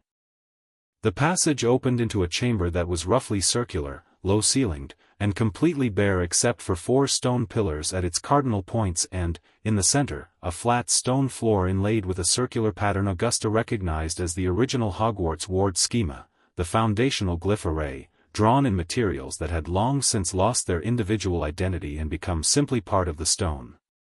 She had seen drawings of this in the founding charter. Seeing the real thing was different in the way that maps and territories were always different. She walked to the center. She took off her left glove. She produced the petition from her inner pocket, 6 pages, formally sealed, and held it in her right hand. She pressed her bare left hand to the glyph at the center of the floor. The warmth Neville had felt through the stone walls was nothing compared to what was here. The chamber's magic came up through her palm like a pulse, not threatening, not welcoming, simply present, in the way that very old things were present, without needing to perform themselves. Augusta had felt this quality before. She had felt it in the Wizengamot's oldest chamber, built in 1267, where the accumulated weight of centuries of decisions had given the room a kind of personality. This was older than that. This was the first decision. She spoke the invocation in formal Latin, not because the castle required Latin, but because the Ius Memoriae petition was written in Latin and the language carried the legal weight of the instrument. She stated the proceeding, the parties, the date, her own name and Wizengamot's standing. She stated what she was seeking. And then she stated, clearly and last, the specific question she was bringing to the castle's memory. Was the mandatory educational provision for Neville Franklin Longbottom, heir to the Longbottom Wizengamot seat, considered, reviewed, and deliberately set aside by the authority of this institution between September 1991 and the present date? The chamber was very quiet. Amelia had her quick quotes quill running. Dawlish was writing in her notebook. McGonagall stood very still near the entrance. Neville stood 6 feet behind Augusta, and she could feel him the way you felt whether, not touching, but present. The wards answered. It was not a voice. It was not a vision, exactly. It was more like a remembering that happened inside you rather than outside, information arriving not through the senses but through something older than the senses, the way certain things were simply known when you were in the right state to receive them. Augusta had read about this in the Charter's description of the Ius Memoriae, but reading about it and experiencing it were the difference between reading about a wave and standing in the ocean. What the castle remembered came in fragments, each one specific. A meeting in the headmaster's office, November 1991. 2 voices. Dumbledore and someone else, a younger voice, female, efficient. The sound of parchment. The phrase the Longbottom provision spoken by the second voice, and Dumbledore's response, which was not a refusal so much as a deflection, I think we'll observe the boy first. Give him time to find his footing. Enhanced provision can create pressure where none is needed. The second voice, a note of hesitation, the Charter requires it, sir. Dumbledore, the Charter requires compliance, and I will sign the report. Thank you, Irma. That was the first fragment. The second was later, March 1992. Snape's dungeons, the specific vibration of that particular room embedded in the ward memory. Not words, this time. Just the magical residue of something that had been sustained over many weeks, a particular kind of targeted diminishment that left a trace in the ambient magic the way emotional violence always did, a bruise on the air. It was not the first time Augusta had sensed something like this, but it was the most specific. The wards had recorded Neville's magic in those rooms, the way it had contracted around him lesson after lesson, defensive and inward, the way a plant grew toward a wall rather than toward light when the light was consistently absent. She held her hand flat and let it come. The third fragment was older than both of those, and this one landed differently. This was from 1981, October, the month before everything changed. The castle remembered a visitor. Not a student, not a teacher. An Auror, in official ministry robes, who had come to Hogwarts for a meeting with Dumbledore. The meeting was long, several hours, and the ward memory of it was thick with the particular quality of decisions being made that had large consequences. Augusta could not hear the words. The Ius Memoriae did not transmit private speech from that distance. But she could feel the shape of the decisions, the weight of them, and at the center of the meeting's memory was a name, not spoken, just present, the way names were present in rooms where the people who bore them were being discussed. Longbottom. And beside it, intertwined with it, another name. Potter. And the particular magical signature of a document being reviewed. A prophecy. 2 names and a prophecy and a man deciding, in the autumn of 1981, what to do with both. Augusta straightened. She removed her hand from the glyph. The warmth receded. She was aware, distantly, that her hand was shaking slightly, not from fear, but from the sustained effort of receiving, which used a different kind of energy than projecting. She put her glove back on. Behind her, complete silence. She turned. Amelia's quill had stopped. McGonagall had both hands pressed together in front of her mouth, fingers interlaced, the gesture of someone holding in a very specific reaction. Neville was looking at her with eyes that were very wide and very clear, and she understood from his face that whatever the Ius Memoriae had transmitted, it had transmitted to everyone in the chamber, not only to the petitioner. He had felt all of it. Including the last fragment.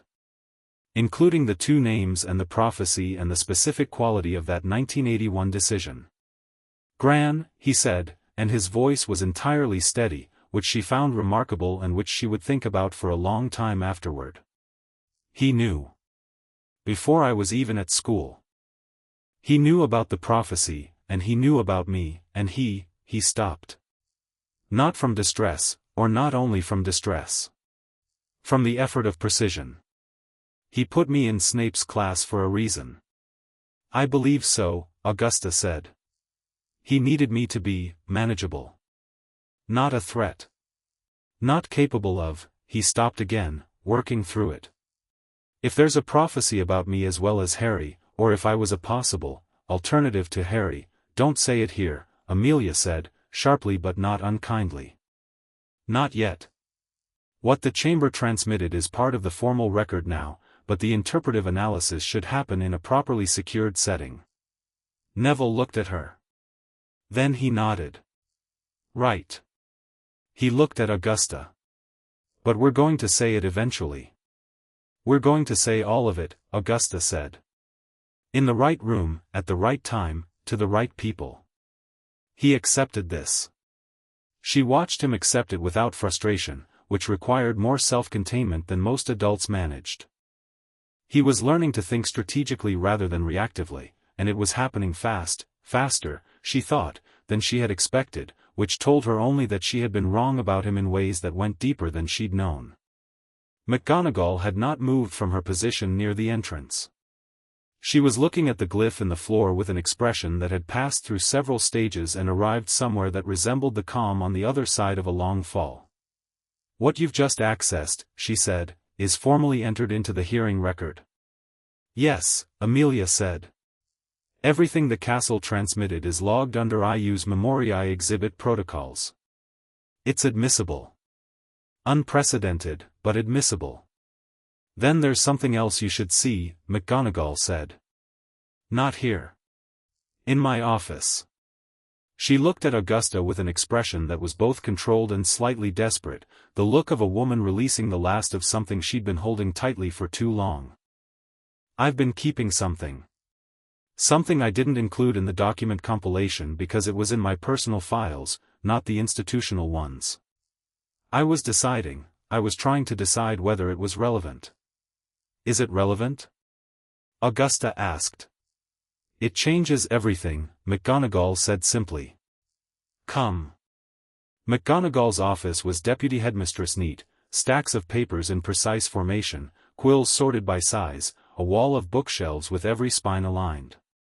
There was a tartan tea cozy on the pot on the sideboard, which was the only soft thing in the room and which Augusta had always privately found endearing. McGonagall went straight to her desk, opened the bottom drawer, and removed a sealed document box, old, green leather, the kind used for sensitive personal records. She unlocked it, took out a single folded sheet of parchment, and held it for a moment before placing it on the desk. September 1991, she said. The first week of term. I was in my office reviewing the new students' intake files, as I do every year, when I found a flag on Neville's file, a notation in the headmaster's personal code indicating that the student should be assigned to Professor Snape's advanced marking rubric. She paused. There are different marking rubrics used for different students. Most students are on the standard rubric, which evaluates performance on a straightforward scale. The advanced rubric is typically used for students expected to perform at an accelerated level. She looked at Augusta. There is also a third rubric, never formally named in any documentation, which I discovered that year when I tried to understand why a first-year student's marks were arriving consistently distorted from what I had personally observed in class. Augusta looked at the parchment. A negative rubric. Effectively, yes. It operates by applying an inverse weighting to observed performance. A student who performs adequately is marked as below standard, a student who performs well is marked as adequate. The effect, accumulated over a school year, is a documented record of underperformance that has no connection to the student's actual ability. McGonagall's voice was flat and precise and she was keeping it that way through visible effort. I found this in September 1991 and I went to the headmaster. What did he say? He said it had been applied in error, that it was a system created for the assessment of students with documented learning difficulties to ensure appropriate support, and that he would correct it. She paused. He did not correct it. I checked the following month. The rubric was still in place. I went back. He said he'd look into it again. By November, I had understood that he was not going to correct it, and I had to decide what to do. And you decided to keep the parchment and do nothing else, Augusta said. Not an accusation. A record. Yes, McGonagall said. And I have thought about that decision every week since. I have found reasons for it and I have found them insufficient and I have found new reasons and found them insufficient also. She looked directly at Augusta, which was not easy but she was doing it. I am telling you now because it is more useful to you now than any reason I kept it was. Augusta picked up the parchment. The notation was in Dumbledore's hand, she recognized it from the Ministry memorandum. The code was abbreviated but she could read enough of it. Longbottom, N, Standard Inverse Assessment Protocol, Potions Instruction Emphasis. And below it, in the same hand, a date, until further review, which was the notation of someone who did not intend to review it. She placed the parchment in her document folder with the same care she used for everything. Then she looked at McGonagall. You said this changes everything, she said. You meant beyond the documented negligence. Yes. McGonagall sat down, which was itself a signal. She was not a woman who sat during difficult conversations. She sat because what she was about to say needed the weight of stillness. If Dumbledore applied a false assessment protocol to Neville's records, and if those records were then used to justify Neville's placement in remedial work, in his potions seating arrangement, in his lack of entry into the advanced charms program that Flitwick proposed for him in January of his first year, she stopped. All of that documentation feeds into his OWL preparatory assessment, which determines whether he qualifies for Auror training. The room was quiet. He would have been ineligible, Neville said, from the chair by the window, where he had been sitting very still for the past several minutes. Even if I did brilliantly on my OWL. The prior record would have affected the assessment pathway. Yes, McGonagall said. And Auror training is not the only pathway affected. The Wizengamot Junior Representative Program, the Ministry's pre-qualification stream for candidates from hereditary seats, she stopped. All of it is informed by Hogwarts performance records. All of it would have carried this distortion. Neville looked at Augusta. Augusta looked at Neville. They had arrived at the same place simultaneously, which she recognized as what happened when two people had been doing the same intellectual work in parallel and the results aligned. He wasn't just trying to keep me manageable at school, Neville said. He was managing my entire future. Every door I could have walked through, would have been written to look narrower than it was, Augusta finished. The words settled into the room. Amelia, who had been standing near the door, said quietly to Dawlish, log all of this. Then to Augusta, this is not negligence anymore. No, Augusta said. It hasn't been negligence for the past hour. What is it? Neville asked. Deliberate suppression of a Wizengamot heir's legal standing and preparation, Amelia said. That's a separate charge, entirely. And it carries different weight than educational oversight failures. She looked at Augusta. You could push for Dumbledore's Wizengamot seat. I know, Augusta said. You could push for the headmastership. I know that too. Augusta, I know what I have, Augusta said quietly. Let me decide how to use it. Amelia closed her mouth.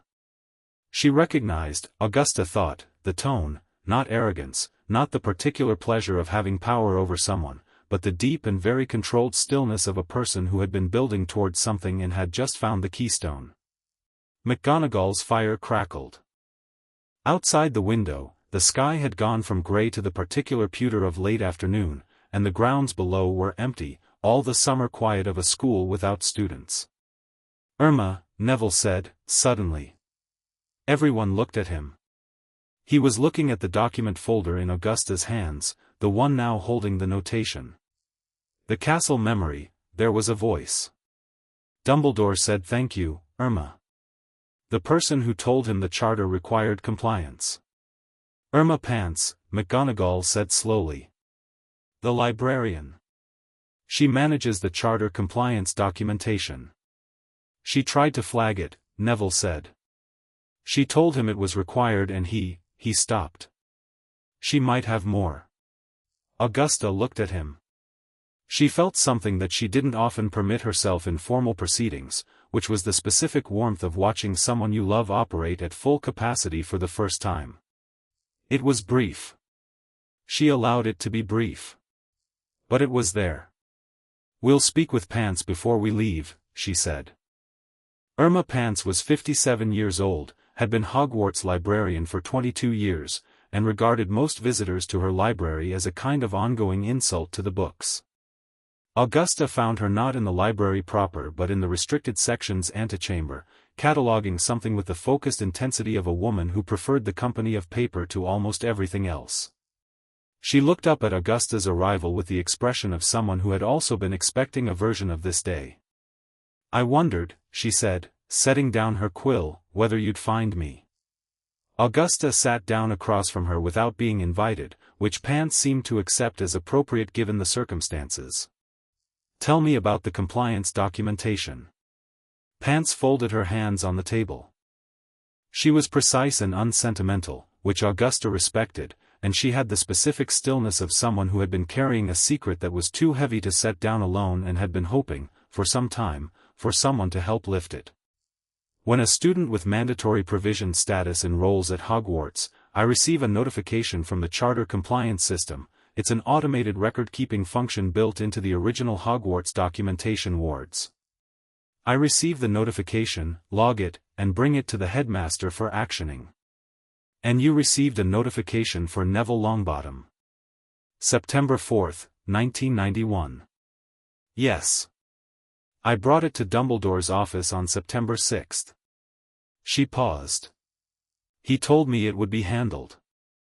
I noted in my log that the matter had been referred to the headmaster. That's standard. I'm not responsible for actioning the provisions, only for flagging them." "But you didn't stop there," Augusta said. "You came back." Pants's hands tightened slightly. "I came back in November when the provision acknowledgement, which I should have received from the headmaster's office within 8 weeks of flagging, hadn't arrived. I told him the charter required compliance and that the window was closing. He told me it was in hand." She looked at Augusta directly. "I came back in January. He gave me the same answer. I came back in April of that year and he signed a provisional compliance form, not the full provision documentation, but enough that the charter compliance system accepted it as partial acknowledgement." She reached into the drawer beside her and produced a folder. "I kept all of my visit logs. And the provisional form." She slid the folder across. "He signed a document stating that enhanced provision was in progress when it was not, and I have the draft he rejected, the full proper provision plan, still on file because I drafted it myself in October and he never actioned it." Augusta opened the folder. The provision plan was there, 4 pages, detailed, clearly prepared with considerable care, outlining specific support measures for Neville through his first year. The provisional compliance form was there too, signed by Dumbledore, dated April 1992, stating that provision is in active development and will be fully implemented for the student's second year of enrollment. It had not been implemented for the second year. There was also a sticky note in different handwriting, Pants's own, dated the previous October, that read simply, "Still not actioned. Second year. Filed under formal noncompliance." "You filed a noncompliance notation," Augusta said. "In my own personal records," Pants said. "Not in the institutional system. If I'd filed it institutionally, it would have triggered an automatic report to the examinations board." She paused. "I didn't file it institutionally because I was afraid of the consequences of taking that step without more certainty about where it would lead." "But you kept the personal record." "I kept everything." Augusta looked at the folder. Then she looked at Pants, this quiet, papery woman who had spent 2 years watching a system fail a child and had documented every instance of it in meticulous detail and kept the documentation safe and hidden and intact. Who had not acted, and had known she had not acted, and had compensated for it by ensuring that when someone finally did act, they would have everything they needed. It was not heroism. It was not sufficient. But it was something, and Augusta was experienced enough to know the difference between a person who had failed and a person who had collaborated, and Pants was the former. "I'll need you to testify," Augusta said. "I know." Pants straightened the folder with one finger, aligning it precisely with the edge of the table. "I'm prepared to." They left Hogwarts at 6 o'clock, later than planned. The summer evening had cleared unexpectedly and the grounds were long with golden light, the lake catching it in flat bright patches, the castle casting its shadow in the opposite direction so that the path to the gates ran through sun rather than shade. Neville walked beside Augusta. Amelia and Dawlish were ahead, talking in low voices about procedural sequencing. The Hogwarts gates were visible ahead, the iron dark against the lit sky. "For witnesses," Neville said. "Pants, McGonagall, and you said Harry would testify." "That's 3, plus the castle memory transcript." "And Flitwick," Augusta said. "His assessment letters. He proposed the advanced charms program and it was declined without his being told why. He didn't know. He thought Neville didn't qualify. He was given incorrect records." Neville absorbed this quietly. "So Dumbledore told the school's own teachers a false version of me." Augusta didn't answer, because it didn't need an answer. "I keep trying to be angry," Neville said, after a moment. "And I am angry. But there's something underneath the angry that I don't quite have a word for. What does it feel like?" He thought about it, which she appreciated, the willingness to actually examine rather than deflect. "Like finding out the rules of a game you've been losing were wrong from the start. Not that the game was rigged, that's too simple. More like," he paused. "I've been trying to win something that was designed to make me believe I was losing. And I don't know yet what I would have been if that hadn't been true." The gates opened before them. Augusta walked through, and Neville walked beside her, and the evening air was warm and carried the smell of the lake and the grounds and the particular summer smell of that corner of Scotland that she had known for 60 years. "You'll find out," she said. "That's rather the point of all this." He looked at her sideways. "Is it?" "The legal case will do what the legal case does," she said. "What I am actually here for is you." She said it without softness, because she was not a soft woman and she had not earned his trust by being soft and she would not dilute it now with performance. She said it plainly, which was the only way she had ever known how to mean anything. "What you would have been without all of this, you're going to find that out. It's not too late. It's not even particularly late." He was quiet for a moment. Then he said, with the beginnings of something that wasn't quite a smile but was in the same neighborhood, "That's the most encouraging thing you've ever said to me." "Don't get used to it," she said. He laughed. It was a short, surprised sound, genuine, unperformed, the laugh of someone who hadn't expected to laugh and found it slightly alarming. Augusta noted it with the same meticulous internal record-keeping she applied to everything, filed it, and kept walking. Ahead, the road bent away from the lakeshore and into the trees, and the evening settled golden around them, and behind them the castle stood in its long shadow on the hill, older than everyone in it, and still remembering. Chapter 4, The Hearing. The Wizengamot chamber was older than the ministry building that housed it. The building had been constructed around the chamber rather than the other way, which was the kind of architectural decision that told you everything about what the building's designers thought was important. The walls were ancient stone, the same dark, dense variety as Hogwarts foundations, and the seating rose in tiered semicircles around a central floor where the parties to a hearing stood. The ceiling was vaulted and dim, lit by floating lamps that gave off a gold-gray light that made everyone look slightly historic, as though the chamber were already turning the present into the past in real time. Augusta had sat in this room hundreds of times.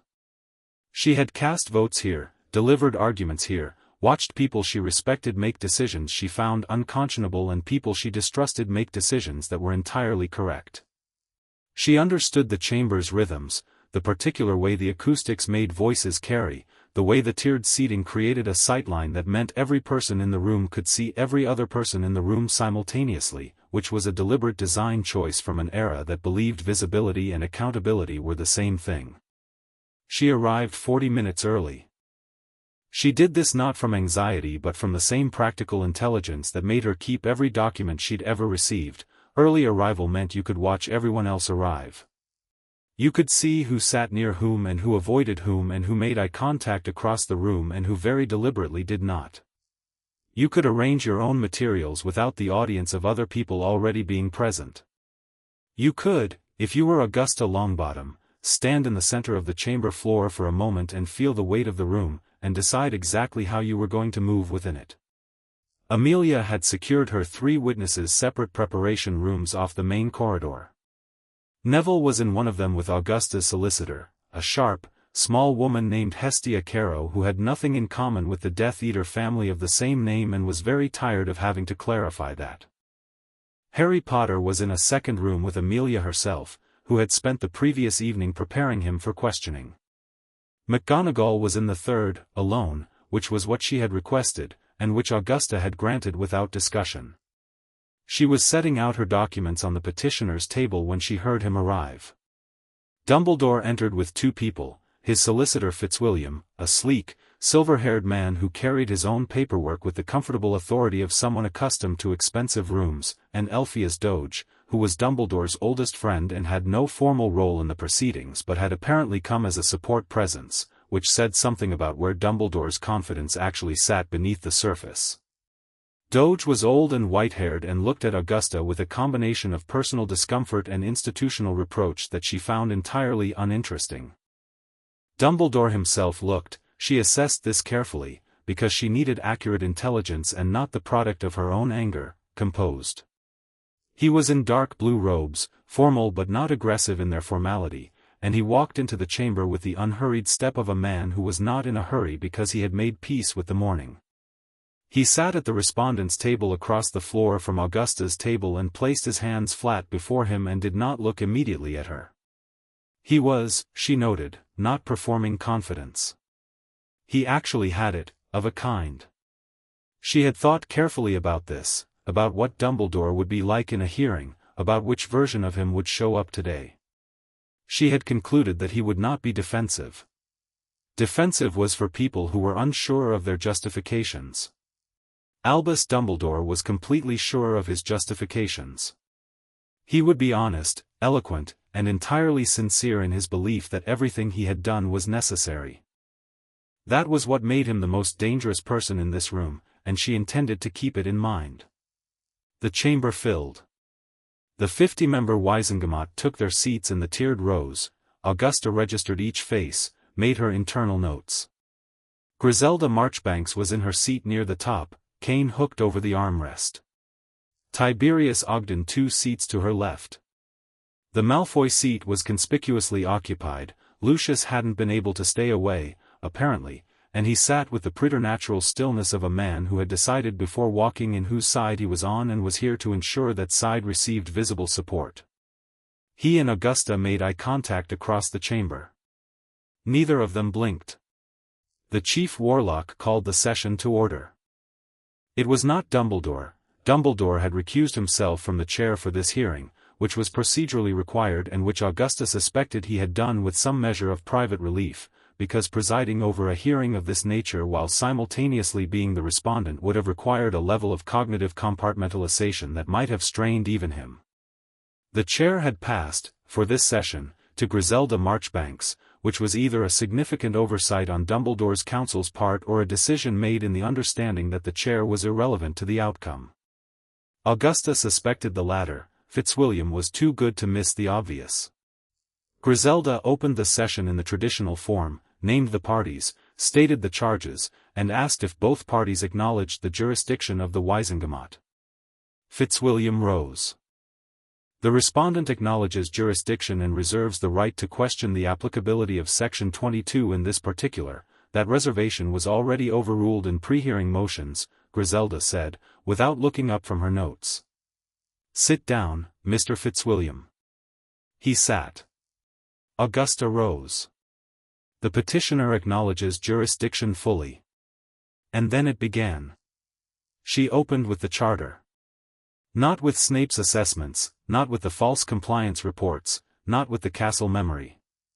She opened with the 1887 Wizarding Education Charter and the mandatory provision for Wizengamot heirs, because she wanted to establish, before anything else, the legal framework she was operating inside.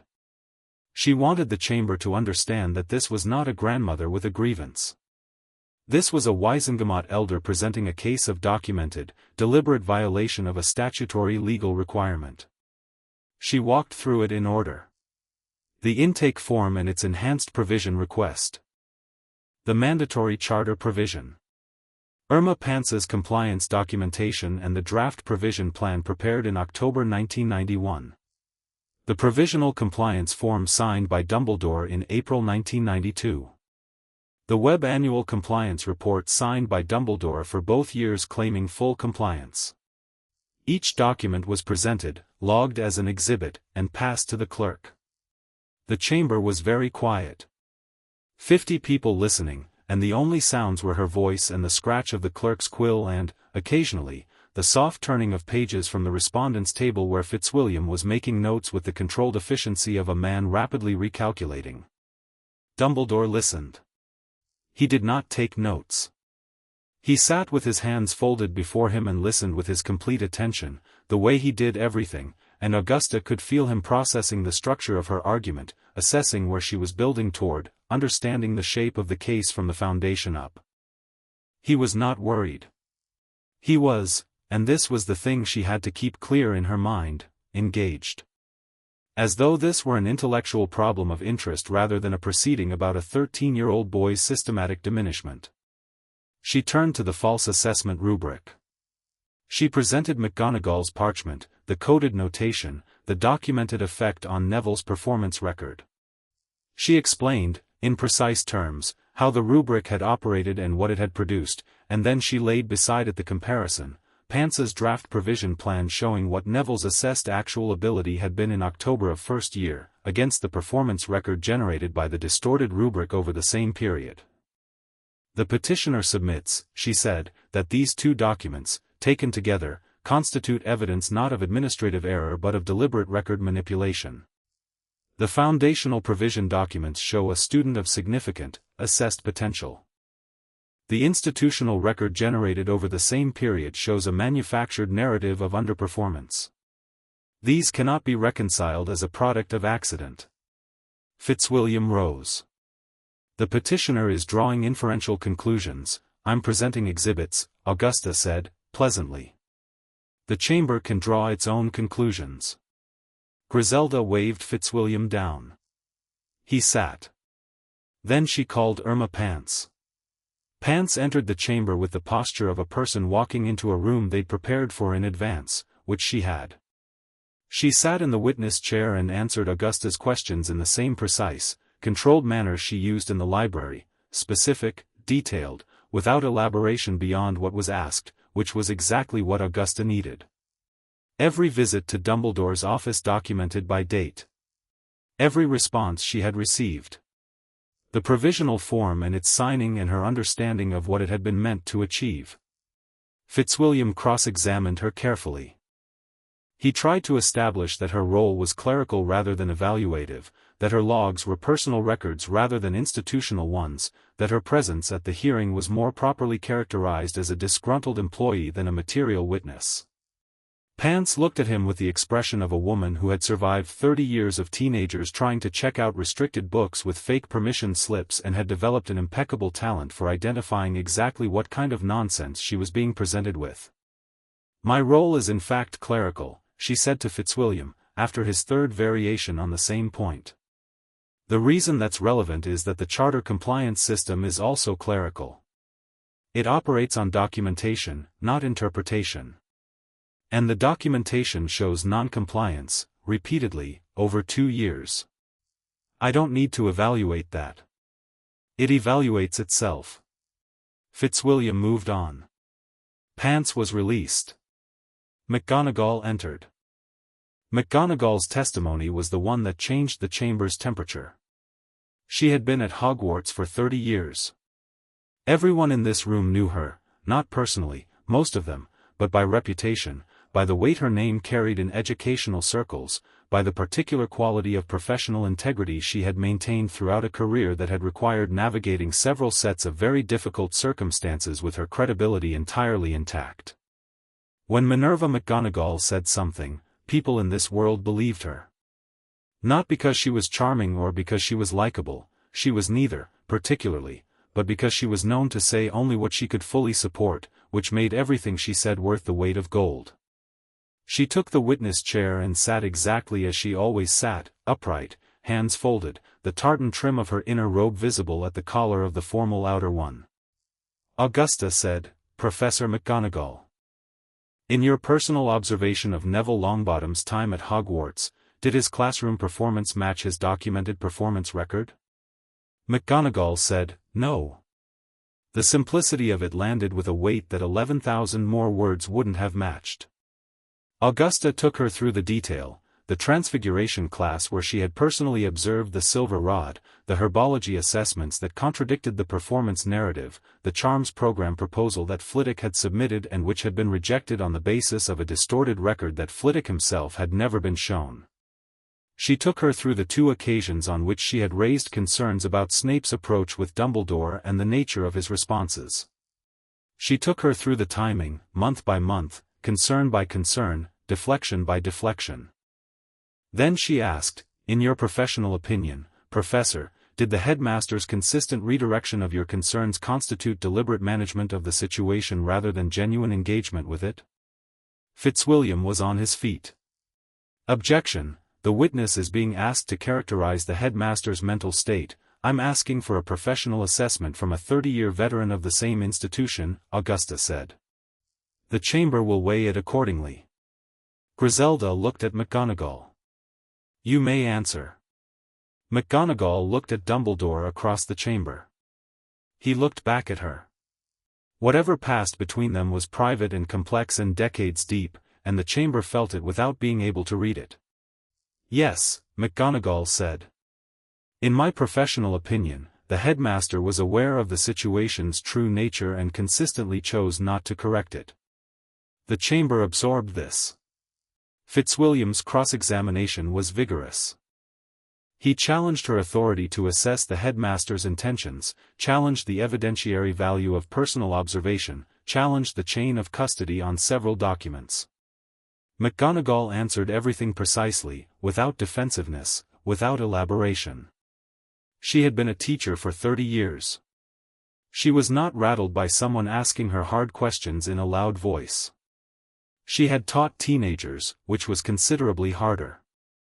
At one point, Fitzwilliam said, "Professor McGonagall, isn't it true that your personal relationship with Mrs. Longbottom, a fellow alumna of Hogwarts, a contemporary, has influenced the color of your testimony today?" McGonagall looked at him. "Mr. Fitzwilliam, I came forward voluntarily. I submitted a witness statement before I was asked for one. The color of my testimony, as you put it, is the color of what I have personally observed and documented over 2 years.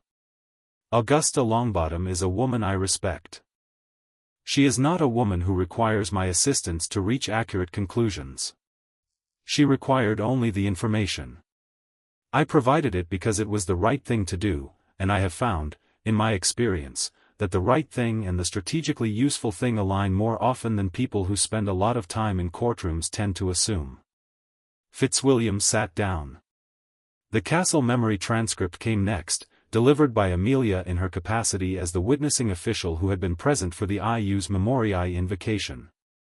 She read the relevant sections into the record with the dry efficiency of someone presenting evidence rather than performing it, which was exactly right. The chamber, which had been attentive before, went very still.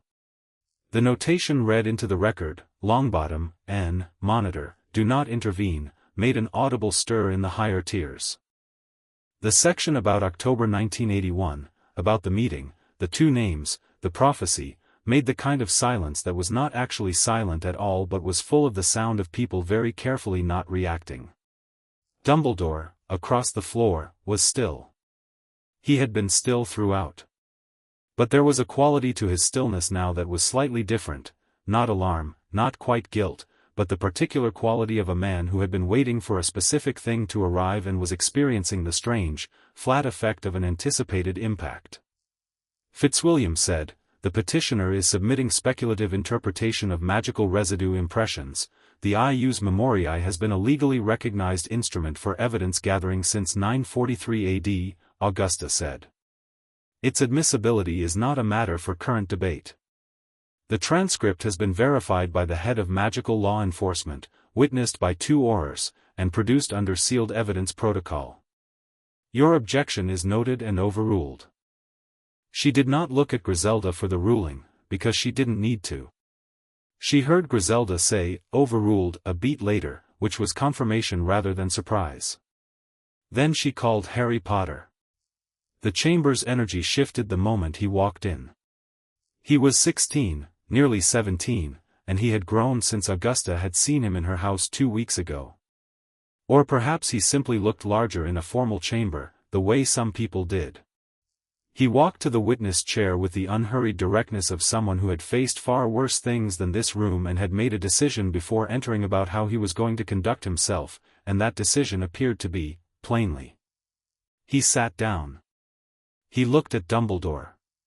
Dumbledore looked at him. Something passed between them that the rest of the room was not fully equipped to read. It was old, whatever it was, older than Harry's 16 years, compacted with the weight of things that had happened and things that had been withheld and things that both of them knew were still ahead. Then Harry looked at Augusta. She nodded, slightly. He turned to face the chamber. She asked him, "Mr. Potter, how long have you been aware that you are the subject of a prophecy held in the Department of Mysteries?" "About 2 years," he said. "I found out indirectly. I've never been told its contents by anyone who knew them.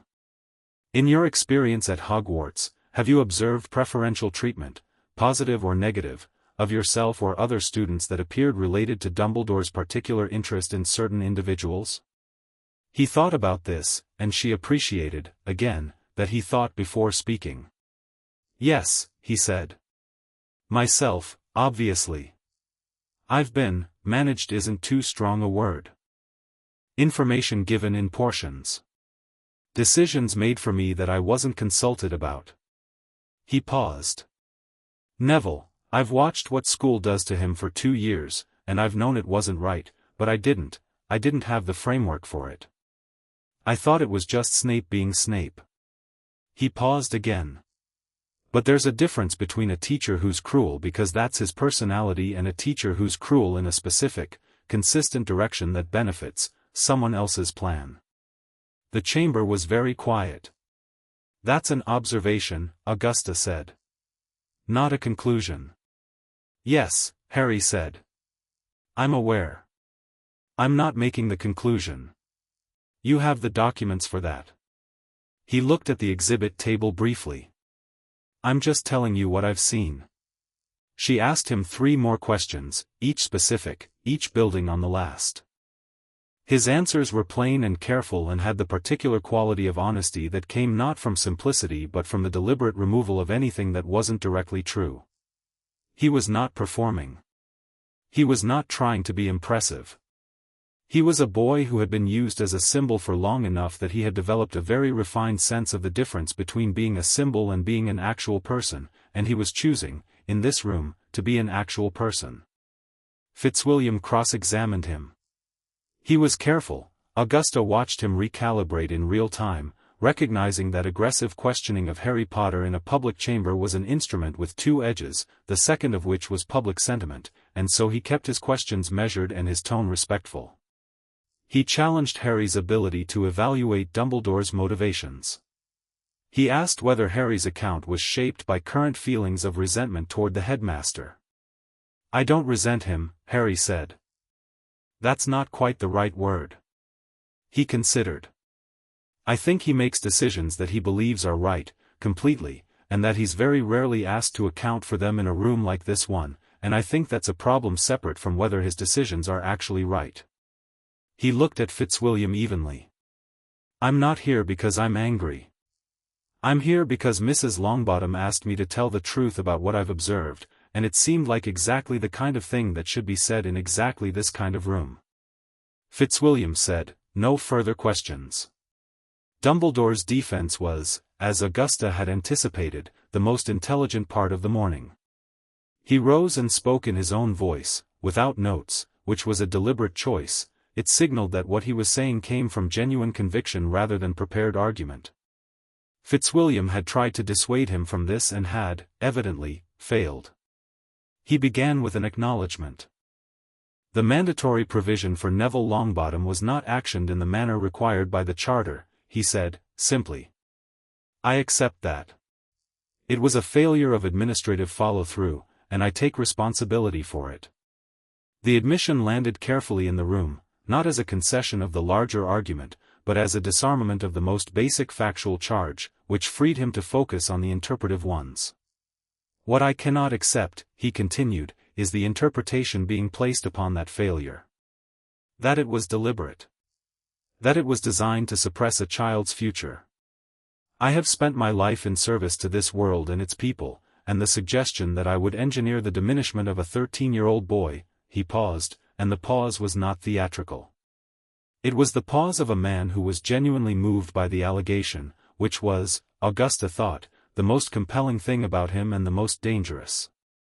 His sincerity was real. His grief at being misunderstood was real. None of that made him right. The decisions I have made regarding certain students, he said carefully, have been made in the context of a larger strategic picture that this chamber may not be fully positioned to evaluate. There are threats to this world, threats that have not fully resolved, forces that have not fully retreated, and the management of certain information, the management of certain situations, has been done not to harm but to protect. He looked at Augusta. Including the protection of the boy we're discussing today. Augusta let him finish. She did not interrupt. She had not interrupted anyone today, and she did not start with Dumbledore. When he sat down, she rose and said, calmly, the respondent has admitted the Charter violation and offered, as defense, that his strategic judgment superseded his legal obligations. She looked around the chamber. Not at Dumbledore, at the 50 people in the tiers. I would like the chamber to sit with that for a moment. A man who has been entrusted with the education and welfare of every wizarding child in Britain is informing us that he alone possesses the strategic understanding necessary to determine which legal obligations he may set aside for the greater good. She paused. And I would ask the chamber to consider, if that argument is valid, then no law in this room means anything at all. Because any person with sufficient conviction about their own strategic importance could claim the same exemption. Nobody spoke. The Charter, she said, does not have a greater good provision. The mandatory educational provision for Wizengamot heirs does not have a strategic necessity exception. Irma Pants told him it was required. He signed compliance reports saying it had been done. He did not do it. She looked at Dumbledore now. He was looking back at her with the expression of a man who was listening fully, who had heard her, who, and this was the thing, could not find a flaw in what she'd said, and knew it. The motivation behind his failure is, as his counsel has repeatedly noted, a matter of interpretation. The failure itself is not. It is documented, admitted, and before this chamber. She sat down. Griselda called a recess. The corridor outside the chamber during recess was its own kind of theater. Fitzwilliam went immediately to a side room with Dumbledore and closed the door. Doge hovered anxiously outside it. Lucius Malfoy stood near the far window with two allies Augusta recognized as reliable Ministry conservatives, the three of them conducting a conversation in the low, fast tones of people recalculating. Augusta watched them from the petitioner's corridor and found their calculation irrelevant. This was not going to be decided by the political middle ground, and Malfoy knew it, which was why he looked mildly furious. Neville appeared beside her. He had been in the observation gallery. She had arranged a gallery pass, not a witness position, because she wanted him to be able to see everything without being a target. He was pale, but not in the way he usually went pale, which was the pallor of anxiety.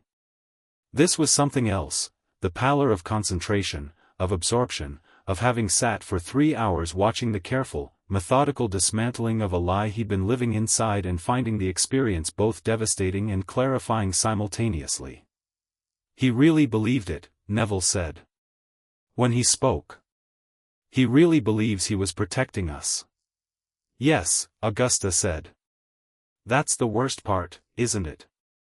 If he was cynical about it, if he just didn't care, that would be simpler. Yes. It would. She looked at him. How are you?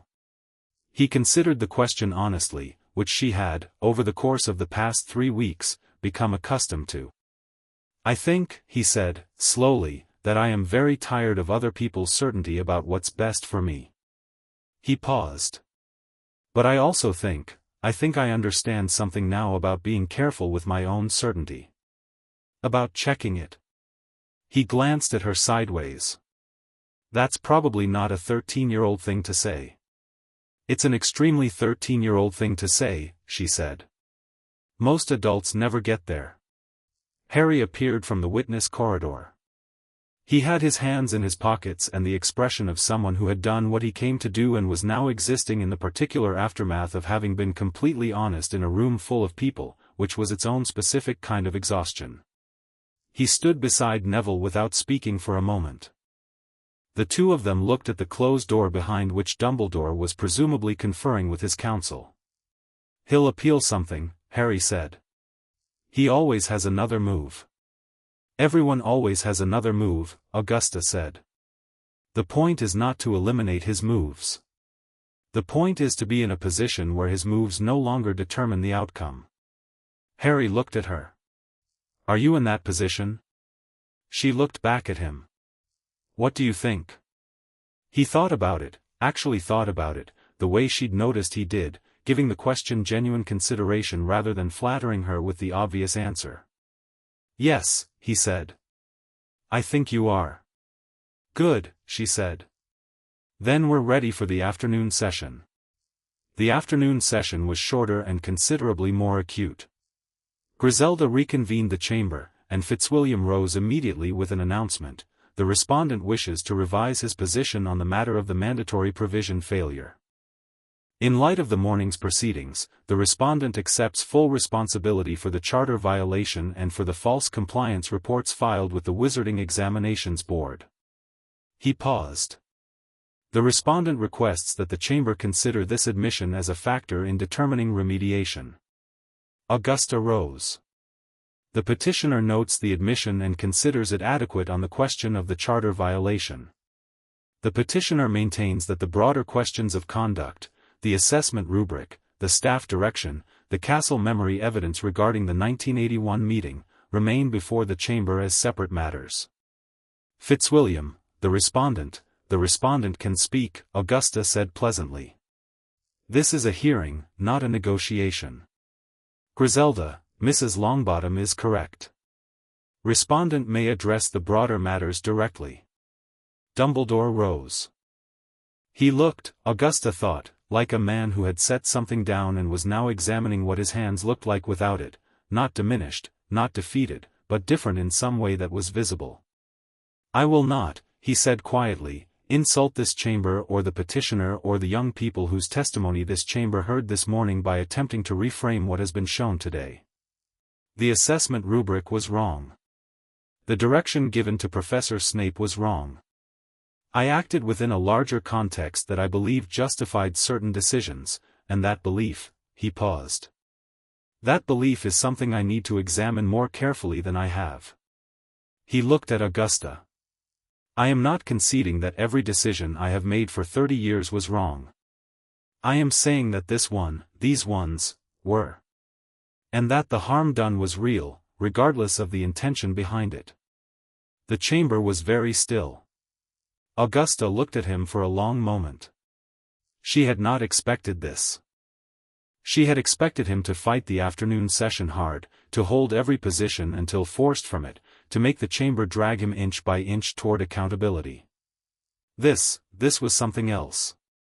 This was a man making a choice, freely, in real time. She did not soften toward him. The harm had been real. The documents were in the record. The boy whose future had been carefully narrowed was sitting in the observation gallery right now, and his parents were in St. Mungo's, and none of Dumbledore's genuine remorse changed any of those facts. But she noted it. She filed it accurately, neither overstating it nor dismissing it. She rose. She delivered her closing statement in the same clear, unhurried voice she had used all day. She summarized the evidence. She named each charge, each exhibit, each admission. She stated the remediation she was seeking, the formal censure of the headmaster, the removal of Hogwarts headmastership pending full review by the Board of Governors under Wizengamot's supervision, the establishment of an independent educational commissioner for the school, and a full remediation plan for Neville Longbottom including corrected records, the retroactive actioning of the mandatory provision, and an official apology entered into the permanent Wizengamot record. She did not seek Dumbledore's Wizengamot seat. She had considered it. She had decided against it, and not because she lacked the grounds. She had decided against it because the purpose of this proceeding was not Dumbledore's destruction. It was Neville's future. Every decision she had made about the shape and scope of this case had been made in service of that, and she was not going to distort it at the final moment by letting it become something else. She sat down. The chamber voted. It was not unanimous. It was not close either. The formal censure passed with 38 votes to 12. The removal from the headmastership pending board review passed with 34 to 16. The remediation plan passed unanimously, which was the one that mattered most, and which she had structured knowing it would. The session was closed. Griselda brought her gavel down once, with the specific clean authority of a woman who had been doing this for 60 years and knew exactly how much force a gavel required. The chamber began to empty. Dumbledore stood at his table for a moment, speaking quietly with Fitzwilliam, and then he turned and looked across the floor at Augusta. She met his look. He gave a small nod, not submission, not gratitude, something more complicated and less nameable. She returned it, equally complicated, equally precise. Then she turned and walked to the gallery stairs. Neville was at the top of them, waiting.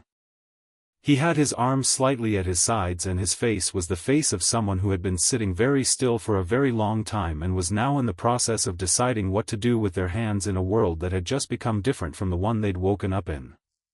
Harry was beside him, one hand on the stair rail. The remediation plan, Neville said. It passed. Yes. All of it. All of it, she said. Your records will be corrected. The provision will be actioned, properly, this time, under independent oversight. It will be done before September. He was quiet. Harry looked at him and then looked away, giving him the space of it, which was considerate in a way that Augusta noted. The headmastership, Neville said. He's removed. Pending review. It's not permanent, there will be a formal board process. He may be reinstated with conditions. But he might not be. He might not be. Neville looked down at the chamber floor below them, the two tables, the tiered seats emptying, the clerk still working at the exhibit table with the precise, unhurried efficiency of the institutional. The floating lamps had dimmed slightly in the way they always did after a session, as if the room itself required some recovery. I want to go back to school in September, Neville said. I want to go back and actually, I want to find out what I'm actually capable of. Without the rubric. Without Snape, he paused. Is Snape still going to be there? That, Augusta said, is a separate proceeding. One thing at a time. He nodded. He looked back at the chamber. One thing at a time, he said, as though trying the words out for size, finding them reasonable, deciding they would do. Augusta looked at the room below, the old stone walls, the dim gold light, the accumulated authority of 1,000 years of wizarding law, and felt the particular, specific satisfaction of a building that had been correctly used. Come, she said. Let's go home. Chapter 5, the fracture the morning after the hearing, the Daily Prophet ran it on the front page. Augusta had expected this. Amelia had told her the press gallery had been present, that 2 reporters from the Prophet and 1 from the Quibbler had been in the public seating throughout, which meant the story was always going to break, and the only question was the shape it took. She had hoped for accuracy. She had received something more complicated than accuracy, which was the way things usually went with the Prophet. The headline read, "Dumbledore censured, Hogwarts headmaster suspended pending review." Below it, a subheading, Wizengamot elder Augusta Longbottom brings landmark case against education's most trusted figure. The photograph beneath showed the chamber exterior, and beside it a file photo of Dumbledore from some award ceremony, robes, half-moon glasses, the silver beard, the expression of benevolent authority that had been his public face for 40 years. He looked, in the photograph, like a man it would be very difficult to believe had done anything wrong, which was either poor editorial judgment or deliberately calculated, and Augusta found it equally irritating either way. She read the article standing at the kitchen counter, tea in hand, because she had learned decades ago not to sit down with news you hadn't read yet. Sitting invited a particular kind of absorption that was less useful than standing, which kept the reading analytical rather than emotional. The article was reasonably accurate on the facts, the charter violation, the false compliance reports, the chamber's vote. Where it became less accurate was in its framing, which treated the censure as a kind of tragedy, a fall from grace, the saddest possible outcome for a great man who had perhaps allowed certain administrative matters to accumulate beyond their appropriate management. The language of neglect, the language of oversight failure, the language of a good man undone by insufficient attention to detail, all of it present, all of it carefully chosen to soften the edges of what had actually been shown. There was no mention of the assessment rubric. There was no mention of the castle memory evidence. There was a brief, carefully contextualized reference to the mandatory provision failure which managed, in 2 sentences, to suggest that the charter in question was itself a somewhat archaic instrument and that its application in modern educational settings was a matter of ongoing debate, which it absolutely was not. Augusta set the paper down. She drank her tea. She considered whether to be angry about the coverage and decided, methodically, that it was not worth the energy. The record existed, the votes were cast, the remediation plan was law, and a Prophet article's framing was a temporary thing while the Wizengamot record was permanent. She had been in this world long enough to understand which paper had the longer shelf life. What concerned her more was the paragraph near the end, buried in the 4th column, attributed to a source close to the Board of Governors. It read, "While the Wizengamot's decision must of course be respected, many in the educational community are asking whether this unprecedented intervention represents a healthy precedent or a dangerous expansion of political influence into what has always been an independent institutional sphere. The question of whether Dumbledore should ultimately return to the headmastership is expected to be hotly contested." She knew whose source that was. She had known since the hearing that Lucius Malfoy was going to be the most significant obstacle to the post-hearing process. Not because he had any real affection for Dumbledore, he didn't, particularly, but because the political vacuum created by Dumbledore's suspension was an opportunity, and Lucius Malfoy's relationship to opportunity was the same as a river's relationship to any space lower than itself. She needed to move before he did. She picked up her quill. The Board of Governors met on Thursday, 5 days after the hearing. Augusta was not a board member, her authority in this matter came entirely from the Wizengamot proceeding, not from educational governance, and the two were deliberately kept separate. What she could do, and had done, was submit a formal notice to the board specifying the conditions of the hearing's outcome and the legal parameters within which the board's review must operate. Amelia attended as the Wizengamot's representative. She sent Augusta a letter that afternoon, written in Amelia's typical brisk shorthand, that covered 3 pages with the particular density of someone trying to convey a great deal of information in minimum words. The board had appointed an interim headmistress by vote of 9-3. It was McGonagall. She had accepted under conditions she had specified herself, which included an independent review of all staff evaluation practices, the immediate actioning of Neville's remediation plan, and the appointment of a Wizengamot supervised educational commissioner to oversee curriculum compliance for the next 3 years. Malfoy had voted no. 2 others had voted no. 9 had voted yes, which included several board members who, Amelia noted, had clearly read the full hearing transcript rather than the prophet and had arrived at the meeting with a distinctly different understanding of the morning's events. Augusta read this and felt the specific satisfaction she reserved for good structure holding under pressure. She had not engineered McGonagall's appointment, she had not needed to. She had spent 30 years watching how institutions worked, which meant she understood that the best outcome was the one the institution arrived at itself when provided with accurate information and the correct conditions. She had provided the conditions. The board had done the rest. She wrote McGonagall a note. Brief, direct, with no warmth she didn't mean.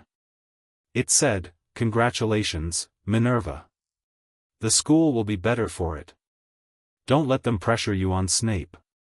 She sent it and moved on to the next problem. Severus Snape had not been present at the Wizengamot hearing. He had not been called as a witness, which was a deliberate choice on Augusta's part. She had the documents, she had the rubric, she had McGonagall's testimony about her concerns.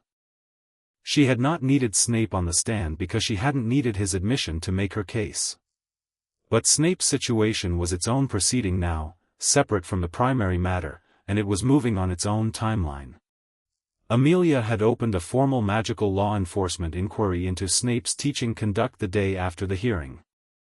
This was not Augusta's case, it was the Ministry's, which meant it had its own procedures and its own pace and its own outcome independent of anything Augusta controlled. She had flagged it, provided her evidence to Amelia's office, and stepped back from it, because she understood the difference between the problems that were hers and the problems that belonged to someone else's jurisdiction. What she had not entirely anticipated was the way Snape would respond to the inquiry's opening. He came to her house on a Wednesday morning. Her housekeeper let him in because he arrived with a Hogwarts seal on the notification, which the housekeeper took as sufficient authority, a mistake Augusta intended to address later. He was standing in the front hallway when she came downstairs, in his teaching robes, which struck her as a choice, the specific choice of a man who wanted to be visually identifiable as what he was. He was pale, but then he was usually pale. He looked, if anything, like a man who had been doing the same calculation over and over for several days and had not found a satisfactory result. "Mrs. Longbottom," he said, and his voice was the same low, precisely modulated instrument it always was, stripped of any particular feeling. "Professor Snape." She looked at him levelly. "This is unexpected." "I imagine it is." He didn't apologize for the unannounced visit, which she found interesting. Not because it was rude, and he knew it, and his knowledge of it and his choice to proceed anyway was itself a kind of statement. "I'd like to speak with you. About the inquiry. About what I can offer the inquiry." She considered him. She was aware of several things simultaneously, that Snape was here voluntarily, which was unusual, that he had come to her rather than to Amelia, which meant he was evaluating something, and that he was a man of considerable intelligence who had survived several extremely dangerous decades through a combination of skill, loyalty, and the very precise management of what he did and didn't reveal to whom. "Come through," she said. She took him to the study, because the study was where she worked and this was work. She sat behind the desk. He sat in the chair across from it, the same chair where Neville had sat, where Harry had sat, and he did not look at the documents on the desk, which were arranged in their usual order, because he was a man who understood that looking at other people's papers was a demonstration of intention. "The inquiry will find what it will find," he said, without preamble. "The documents are the documents and McGonagall's testimony is on the record and I'm not here to contest any of it." "Then what are you here to contest?" "Nothing." He paused. "I'm here because the inquiry, if it proceeds on its current terms, will surface information that has implications beyond my teaching record." He looked at her directly. He had extraordinary eyes, very dark, extremely still, the eyes of a man who controlled carefully what they revealed. "Information relating to my other role." Augusta was quiet. She let him continue. "I am an Order of the Phoenix member," he said. "I have been for some years. In a capacity that requires me to maintain a specific standing in certain circles. That standing is contingent on my position at Hogwarts and on my reputation among those circles." He paused. "If the inquiry proceeds publicly and results in my removal from Hogwarts on conduct grounds, my ability to continue in that role is compromised." "Your role as Dumbledore's spy," Augusta said. Something moved in his face. "Among others." "Among others," she echoed. She looked at him. "You're asking me to intervene in the inquiry's scope." "I'm providing you with information," he said carefully. "What you do with it is your decision." She sat back in her chair.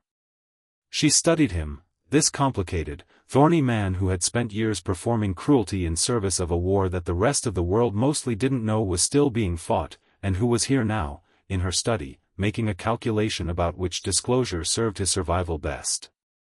She did not like him. She had not liked him since the first Snape assessment she'd read 2 years ago, and the subsequent documents had not improved her opinion. But she was experienced enough to separate personal dislike from accurate assessment, and her accurate assessment of Severus Snape was that he was, in whatever else he was, genuinely committed to the larger strategic picture in a way that had cost him considerably. "What you did to Neville," she said. Not a question. Not an accusation. A fact, stated plainly. He was still. "Yes. You're not going to tell me it was Dumbledore's directive and you were following orders." "No," he said. "I was following a general directive and I made specific choices within it that were." He stopped. He looked at his hands, briefly. "They were mine." The admission sat between them. Augusta noted its weight, not its adequacy, because it was not adequate, but its weight. Snape was not, she thought, a man who admitted things easily. The admission cost him something and he had paid it without bargaining. "I can't intervene in Amelia's inquiry," she said. "That proceeding is under ministry jurisdiction and my authority doesn't extend there. Nor would I if it did." She looked at him. "What I can do is ensure that the relevant strategic information is provided to the inquiry as sealed context, which is standard practice for cases involving active intelligence operatives. It won't prevent the inquiry from proceeding, but it may affect the public scope of certain findings." He was quiet for a moment. "That's a more useful response than I expected. I'm a practical woman, Professor. I don't throw away information and I don't waste people, even people I disapprove of." She held his gaze. "But I want something from you." He waited. "I want a written statement. Not for the inquiry, for Neville's remediation file. Your own account of what you did and why, in your own words, without redirection and without mitigation. Not because it will be made public, not because it affects the legal case, which is already decided. Because my grandson spent 2 years being told, by a professor whose words carried institutional authority, that he was incapable and worthless, and the person who told him that should say, on paper, that it was a lie." She watched him. "That's what I want." The study was very quiet. Outside the window, the afternoon was beginning to consider autumn, the first chill was in the air, the light doing the thing it did in late August when the angle shifted and the summer began to thin. Snape sat with what she'd said for a long moment. His expression was doing something she couldn't fully read, which was unusual because she was generally very good at reading people. It was something between what she would have called pain in anyone else and what in him seemed to translate as a more locked, interior version of the same thing. "Yes," he said. "I'll write it." She nodded. "I'll contact Amelia about the sealed context provision." She stood, which was the signal that the meeting was concluded, and he stood too. At the study door, he stopped. "He has genuine talent," Snape said. "The boy. In potions specifically, there's an instinct there that I consistently." He stopped. "You should know that." Augusta looked at him. I know that, she said. He just doesn't yet. Snape left. Augusta stood at the study window and watched him walk down the front path, his dark robes moving with him in the light wind, and she felt the particular tiredness that came not from the day's events but from the accumulated weight of understanding how many moving parts there were in a story that everyone else told as though it was simple. The political fallout arrived in earnest the following week. It arrived first in the form of a ministry delegation, 2 senior officials from the Department of Magical Education who appeared at Augusta's door with the slightly hunted look of people sent to perform a task they had not chosen. They wanted, they explained, to discuss the implications of the Wizengamot ruling for educational policy more broadly. They used the word implications 9 times in their opening remarks, which told Augusta they had been briefed by someone who understood that implications was a word that implied consequences without specifying them, which gave the speaker flexibility. She took them to the dining room and let them talk for 8 minutes, which was enough time to establish that they had no specific authority, no meaningful brief, and were there primarily to gauge how far she intended to push. She told them, precisely and without unnecessary elaboration, she intended to push as far as the hearing's outcome required and not 1 inch further. The remediation plan would be implemented. The educational commissioner would be appointed. The record corrections would be completed before September.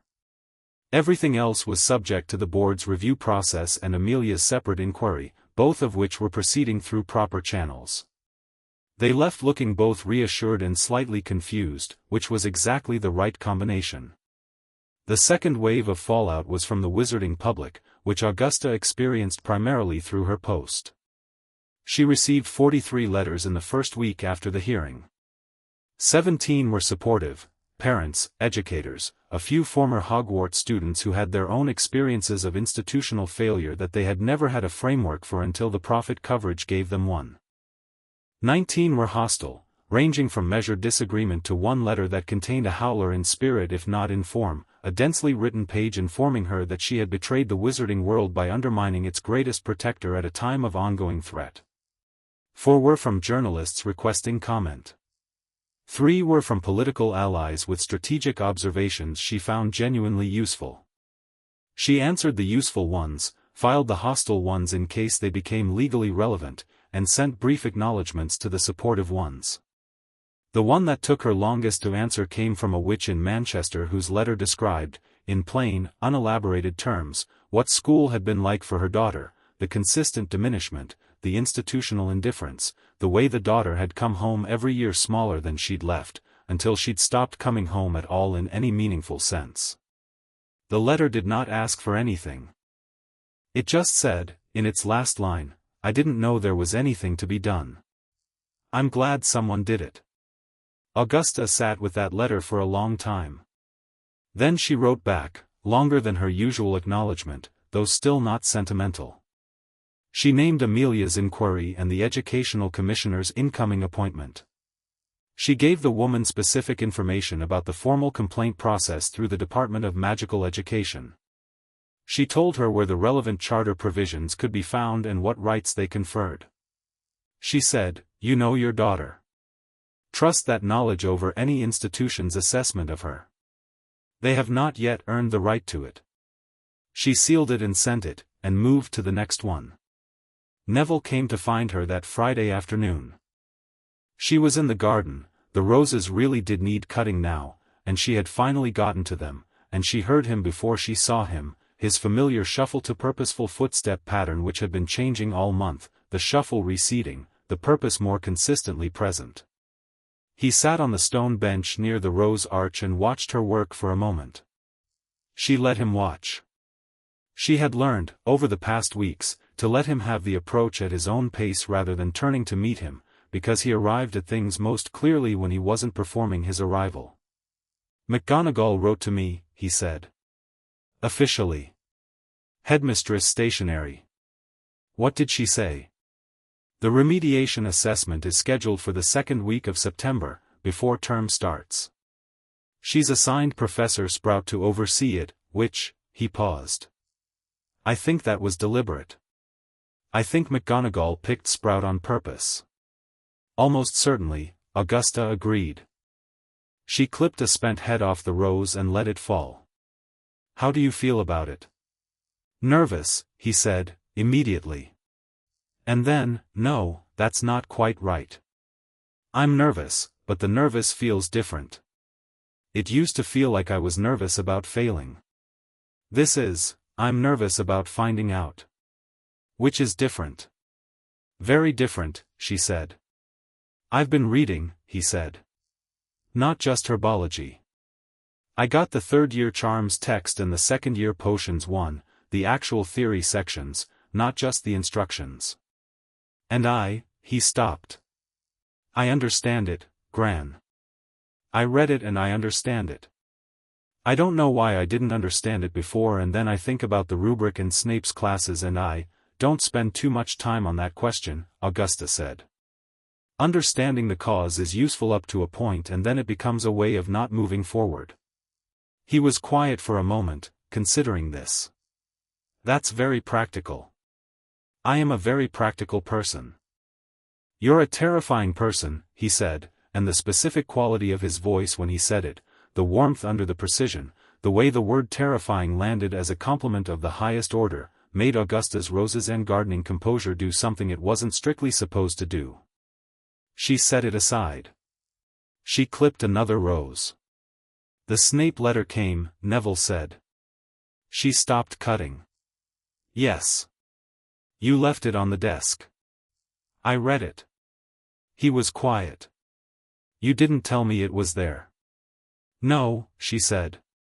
You left it somewhere I'd find it. I did. He sat with that. He wrote a lot. More than I expected. About the directive and about his own choices. He didn't make excuses. A pause. I don't forgive him. I want to be clear that I don't. But it was useful to read. Knowing that it was deliberate but also knowing why, specifically, even if why doesn't make it right. He looked at the garden. I stopped thinking it was because I was stupid. Augusta turned to look at him. He was sitting straight on the stone bench, his hands resting on his knees, his face turned toward the garden's far wall. In the afternoon light he looked older, she thought. Not in the sad way that children sometimes looked older when they'd been through something hard. Older in the way of someone who had taken on weight and found, to their own surprise, that they were strong enough to carry it. You were never stupid, she said. I know, he said. That's new. I actually know it now. She turned back to the roses. Good, she said. Hang on to it. Harry came on a Saturday, this time with an invitation rather than an announcement. He owled ahead, which Neville had apparently suggested to him, and arrived in the afternoon with a paper bag containing what turned out to be terrible Muggle pastries from a bakery near wherever the Dursleys lived, which he presented with the sheepish air of someone who had wanted to bring something and had limited options. Neville ate one and said it was fine. Harry ate two and said it was fine. Augusta ate half of one, confirmed it was not particularly fine, and found the entire exchange unexpectedly cheering. They were in the sitting room, not the study, which was work, and not the kitchen, which was domestic, but the sitting room, which was somewhere in between. Harry had the easy, slightly guarded posture of a boy accustomed to being somewhere temporarily, not quite letting himself settle. Augusta had noticed this at the hearing and had noticed it more clearly now.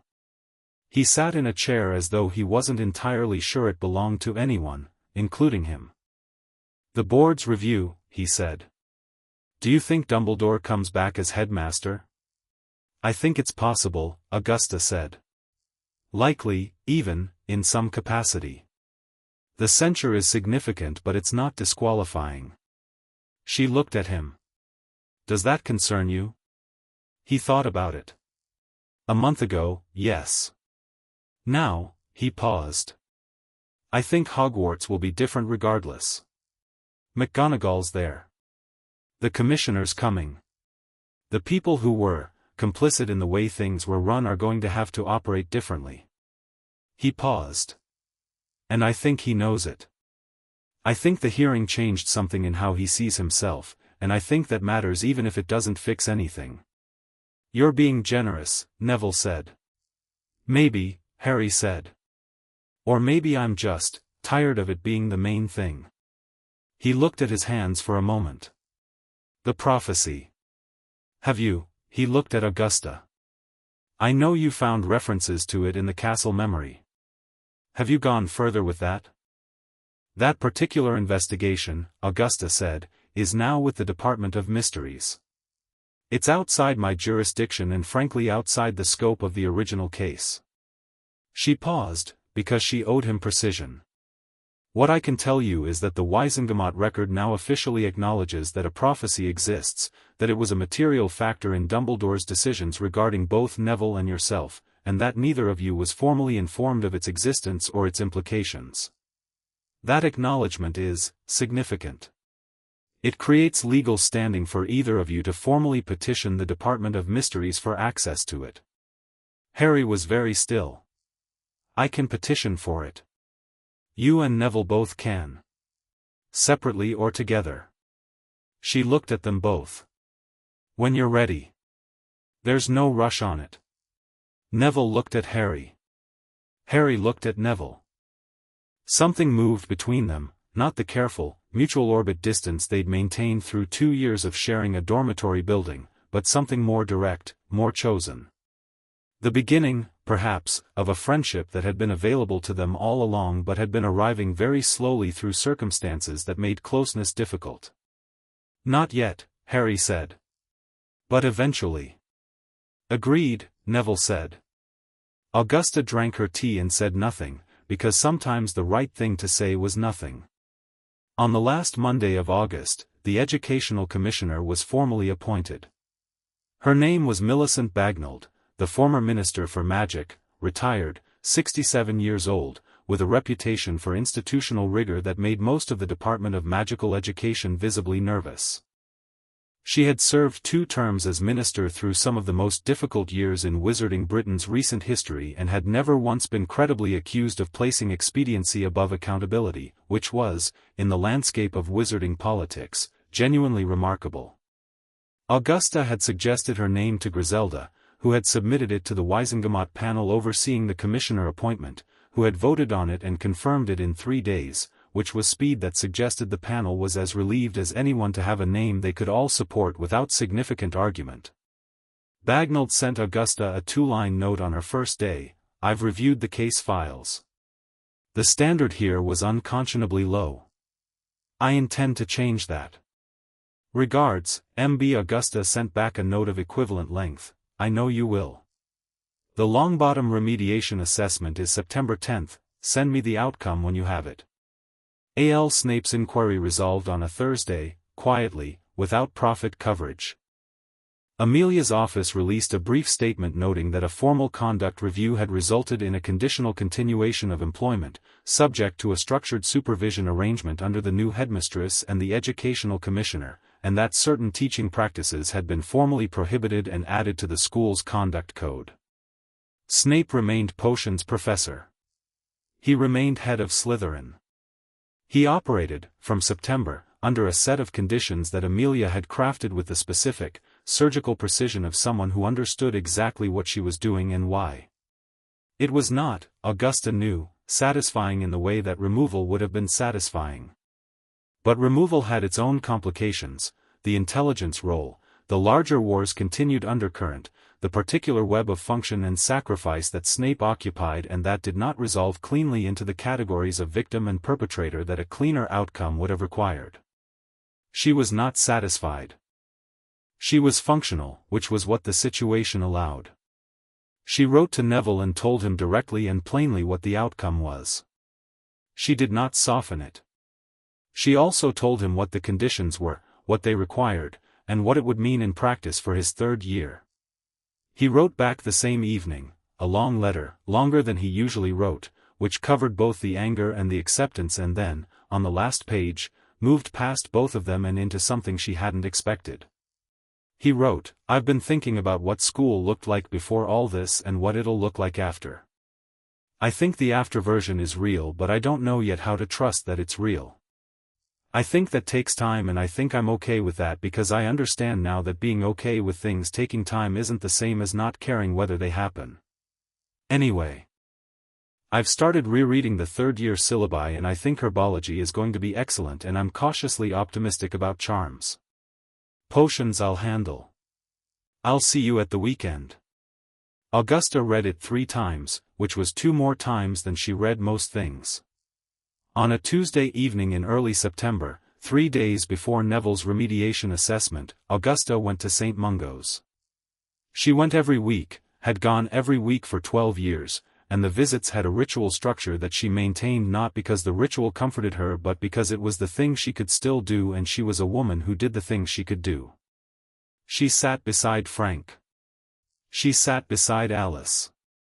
She talked to them the way she had always talked to them, not in the soft, desperately hopeful voice that some families of long-term spell-damaged patients adopted, not in the clinical tone of medical management, but in her own voice, which was the only voice she had, which was direct and dry and occasionally wry, in which she had always believed, without being able to explain why, that some part of them heard.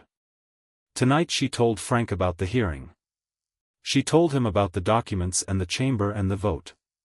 She told him about Neville standing in the Hogwarts gallery watching the room below.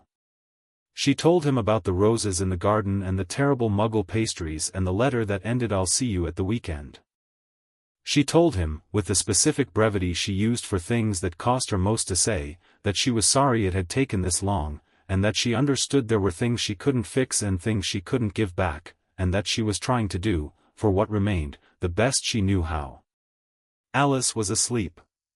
Frank looked at the ceiling, as he always looked at the ceiling, with the calm, distant expression of someone whose internal weather had been inaccessible for so long that the external surface had settled into a kind of permanent stillness.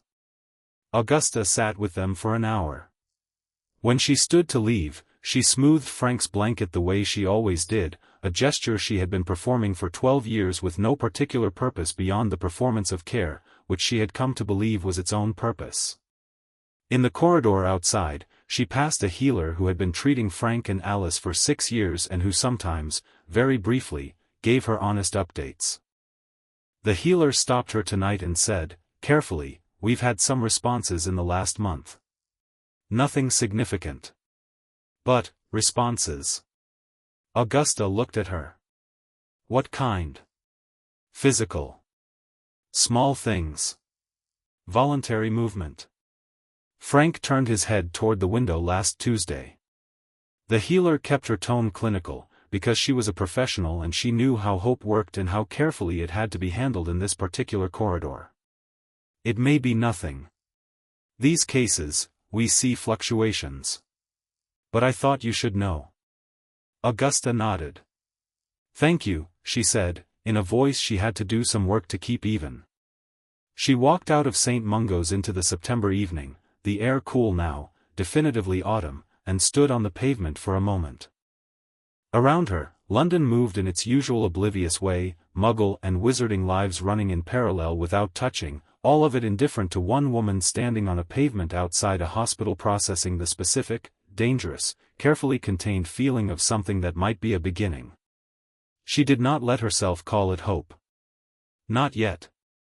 She knew too much about hope to use it carelessly. She had learned what it cost to hope too fast and too much, and she had spent a decade and more protecting herself from that particular expense.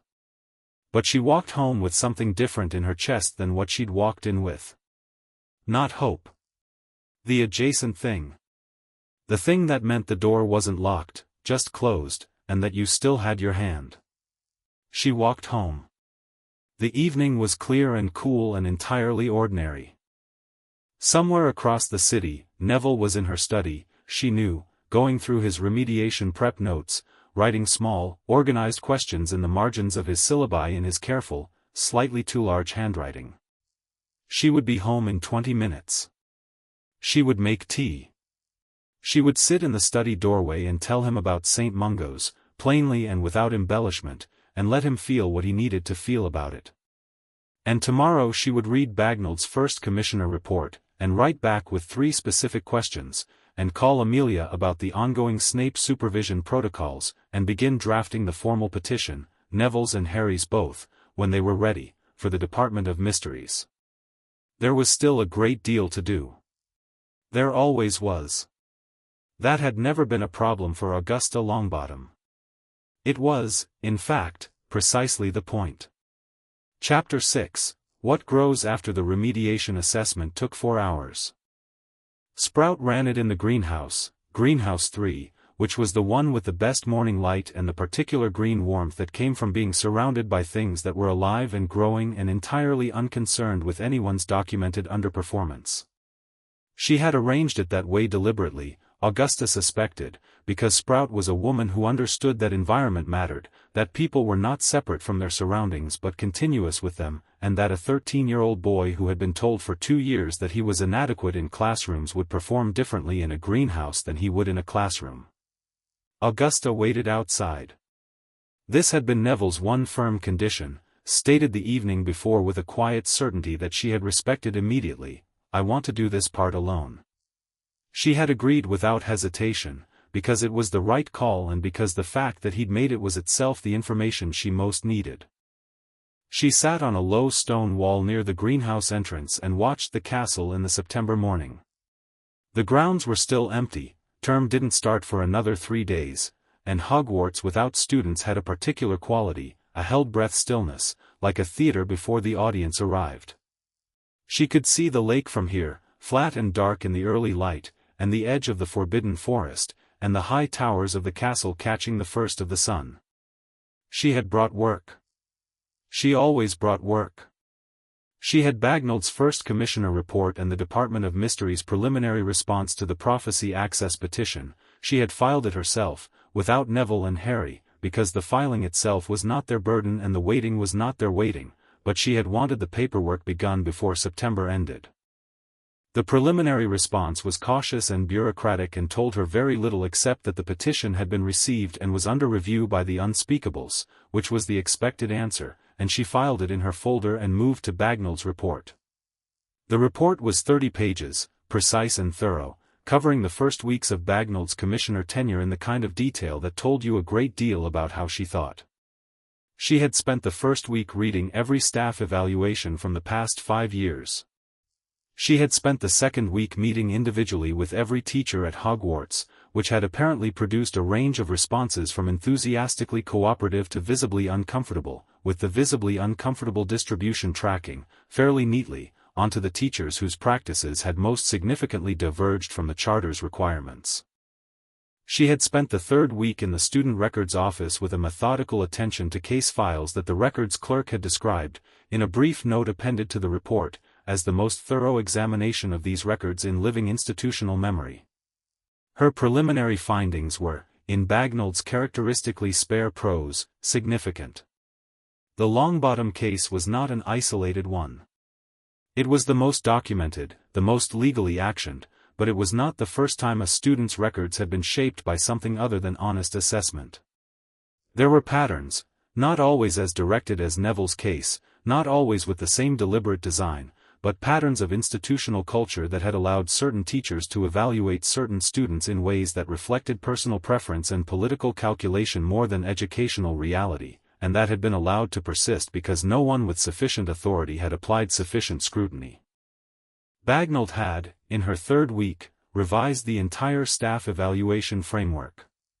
She had done it cleanly, without announcement, submitting the new framework to McGonagall and implementing it on the first day of term as standard operating procedure.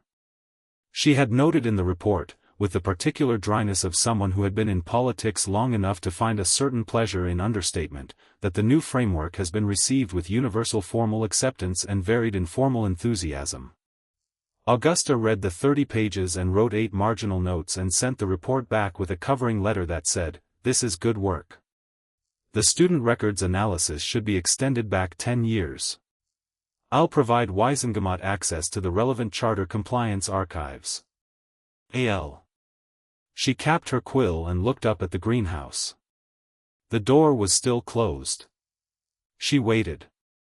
He emerged at 11:30, slightly flushed, with soil on both hands and a long scratch on his left forearm that she recognized as the kind you got from an enthusiastic devil's snare. He was carrying a small pot, a propagation cutting he'd clearly taken during the assessment, which meant Sprout had offered him free run of the greenhouse at some point, which meant the assessment had gone beyond formal testing into the kind of session that happened when a teacher realized they were in the presence of something genuine and wanted to see how far it went. He stopped in front of Augusta and held out the pot slightly, as though presenting evidence. "Mandrake seedling," he said. "I repotted 6 of them and Sprout said my lateral root management was the best she'd seen from a student in 15 years, and then she made me do it again with the lights off." Augusta looked at the seedling. The lights off. She wanted to see if I was doing it by sight or by feel. He looked at the seedling himself, with the expression of someone who has just discovered a capability they didn't know they had and is still integrating the discovery. "I was doing it by feel." "How did the rest go?" "Charms." Flitwick came in for the second hour. He wasn't supposed to be part of it, but Sprout asked him to come anyway because she wanted a second set of eyes on some of what I was doing with the practical applications. He paused. He called it intuitive integration. He said I was doing something that third years occasionally managed and that fifth years consistently managed, and that I was doing it without apparently knowing I was doing it, which he said was either a sign of extraordinary instinct or, he stopped and laughed, short and surprised, the same way he'd laughed in the garden 3 weeks ago. Or a sign that I'd been reading ahead. "Both," Augusta said. "Obviously." "Both," he agreed. "Potions," he stopped. His expression became more careful, not anxious but considered. "Sprout administered it herself because Snape wasn't part of the remediation team," Bagnold's stipulation. "I did the standard second-year assessment and the theory portion of the third-year assessment." He paused. "I got everything right. All of it." And Sprout looked at my results and then looked at me and said, he stopped again, and this time the stopping was different, the pause of someone arriving at something they haven't quite let themselves say yet. She said, "This is what you were supposed to be 2 years ago." Augusta said nothing. She let it sit. He looked down at the seedling in his hands. It wasn't sad. That's the strange thing. I thought it would feel sad and it just felt true. Like someone had finally said the correct thing after a long time of incorrect things being said, and the correct thing was just, he looked up. It was just the truth. Which is what it's supposed to be. "Yes," Augusta said. "That's exactly what it's supposed to be." He looked at the castle again. 3 days until term. McGonagall as headmistress. Bagnold overseeing. The corrected records, the action provision, the new framework that Bagnold had installed before he'd even walked through the doors again. And him, this boy, her grandson, standing here in the September morning with soil on his hands and a mandrake seedling and the look of someone who had just found the floor under their feet. "Are you ready for September?" she asked. "Yes," he said, and then, actually yes. Not politely yes. Genuinely. "Good."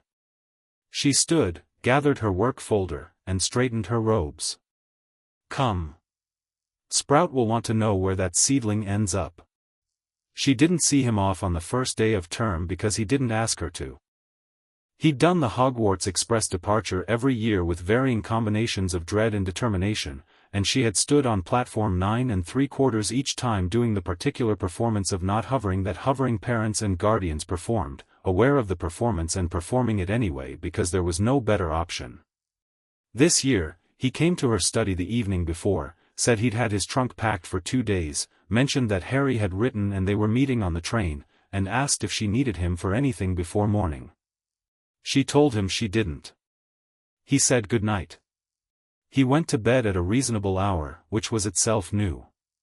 She heard him sleeping, no nighttime shuffle, no restless pacing, and sat in the study for a while with the particular quiet that was, for the first time in a long while, simply quiet rather than the absence of something. In the morning she made breakfast. He came downstairs fully dressed, ate quickly without fidgeting, and stood in the hall with his trunk while the Hogwarts carriage waited on the road. He hugged her, which he did rarely, and she received it in the manner of someone who found it meaningful without knowing how to say so. He was nearly as tall as her now, and she could feel the new straightness in him, the spine she had been watching build itself vertebra by vertebra over the past month, fully present under her hands. "Right when you have the potion's result," she said. "You'll be the second person I tell," he said. "Who's first?" He picked up his trunk. "Sprout," he said.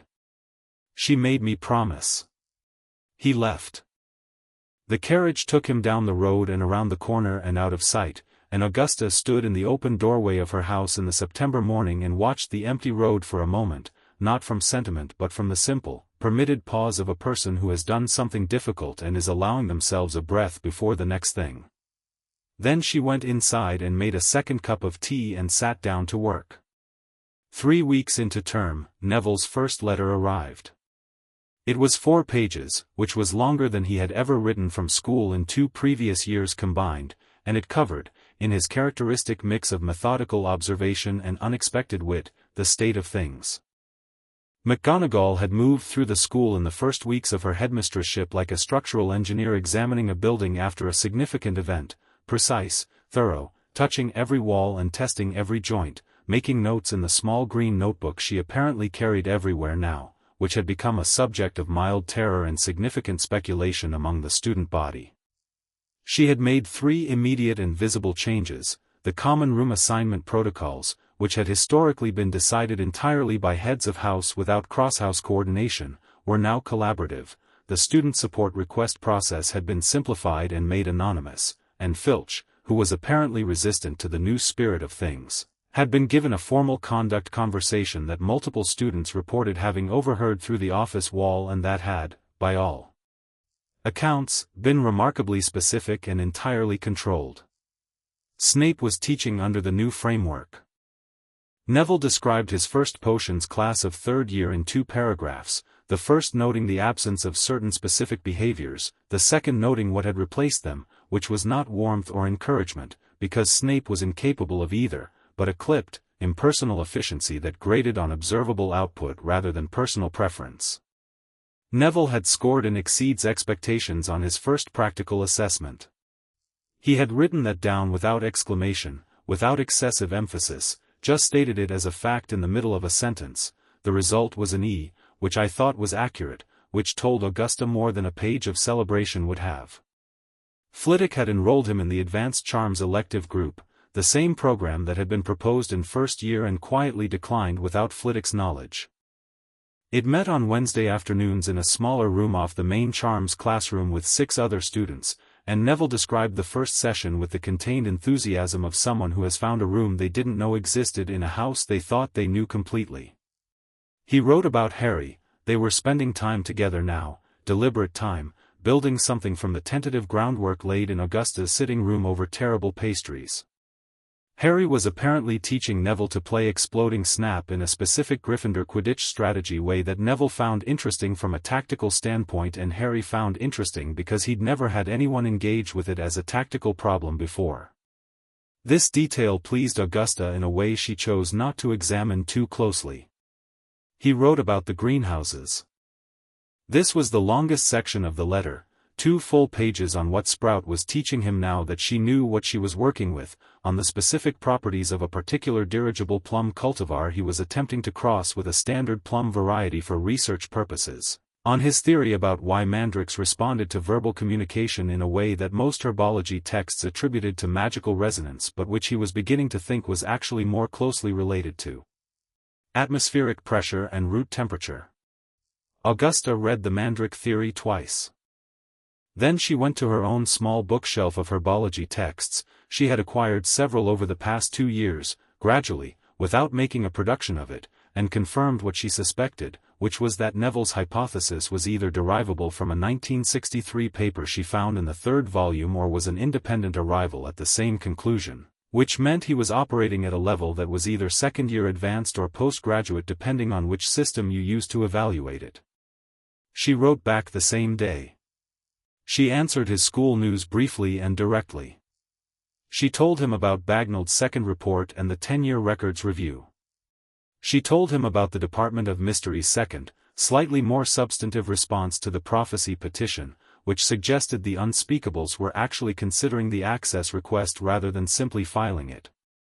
Then she wrote 2 full paragraphs about the Mandrake theory, engaging with it as the genuine intellectual proposition it was, noting where it converged with the 1963 paper and where it diverged, asking 3 specific questions about his methodology that would require him to be precise about something he'd only been impressionistic about so far. She sent it and then sat for a moment looking at her study, which was neat and quiet and full of documents and completely itself, and felt the particular quality of a life that was continuing to move. October brought the first frost and a letter from Dumbledore. It was handwritten, on plain parchment, not Hogwarts stationery, the stationery that was now McGonagall's to use. It was not long. It was, she noted, entirely absent of the particular warmth as management quality that his communications had always carried, and was instead simply a letter, written by a person who wanted to say something and had written it down. He wrote that he had been reflecting on the hearing's outcome and on the weeks since. He wrote that he had begun, belatedly, a process that he described with characteristic precision as attempting to examine my decisions not from the perspective of their intended purpose but from the perspective of their actual effect, which was, she thought, an accurate and honest description of a very difficult thing to do. He wrote that he did not ask for her forgiveness, because that was not his to ask for, it was Neville's, and Harry's, and anyone else's whose life he had shaped without their knowledge or consent, and that he had written to Neville separately and left it entirely to Neville whether to read it or respond. He wrote, at the end, "I have been headmaster of Hogwarts for 37 years and I have consistently believed that my understanding of the larger picture entitled me to make certain decisions that the people affected by them were not positioned to evaluate. I am no longer certain that belief was justified. I am, in fact, fairly certain it was not. The hearing did not produce this uncertainty, you should know that. The hearing made it impossible to avoid. Those are different things, and I owe you, at minimum, the accuracy of that distinction." Augusta read it twice. She did not read it a third time, because twice was enough to know what it was, a man who had been, for the first time in a very long while, genuinely honest with someone about something that cost him. Not adequate. Not resolved. Not sufficient to undo the years of careful management and quiet engineering. But honest, in the way that honest things were honest, without performance, without agenda, just the plain statement of what was true. She wrote back 4 sentences. She acknowledged his letter. She noted that Neville had received his letter and had chosen to read it, which she relayed as a fact without editorial. She told him that the cases he had managed without consent were not resolved by his reflection on them but that the reflection was, insofar as it was genuine, not worthless. And she wrote, last, "I do not think you are a bad man, Albus. I think you are a brilliant man who has never been adequately accountable, and that the combination has done more harm than malice would have because it wore the face of virtue. I trust you understand the distinction. A.L." She sent it. She did not wait for a response, and none came, which was the appropriate outcome for a letter that had said what it needed to say and required nothing back. November arrived with the particular grey authority of a Scottish November, and with it a letter from Sprout. Not an official letter, not through the school's communication system, not on Hogwarts stationery. A personal note, on small paper, in Sprout's round, cheerful handwriting that somehow managed to be both warm and precise at the same time, a quality Augusta associated with good teachers. It read, "Dear Augusta, I wanted to tell you personally before I put it in the official remediation report. Neville has just completed his 3rd-year extended herbology assessment, which Commissioner Bagnald asked me to administer 6 weeks ahead of schedule because she wanted comparative data for her annual report. He scored outstanding on every section. I mean every single section. I have been teaching for 21 years and I have awarded that specific combination of outstanding marks to 6 students in that time, and I want you to know that this morning I sat in my greenhouse for a bit before coming to write this, because I needed a moment, and Pomona Sprout does not often need a moment. Tell him we need to talk about the independent research project I have in mind. Tell him it's rather serious and rather wonderful. Warm regards." P.S. Augusta read it in the hall, standing, where she always opened letters of uncertain content. She finished it. She stood there for a moment. She folded it carefully and put it in the inside pocket of her robes, close to her, which she did not often do with correspondence. Then she went to her desk and wrote to Neville. The letter was 2 sentences. It said, "Sprout has sent me your extended assessment results.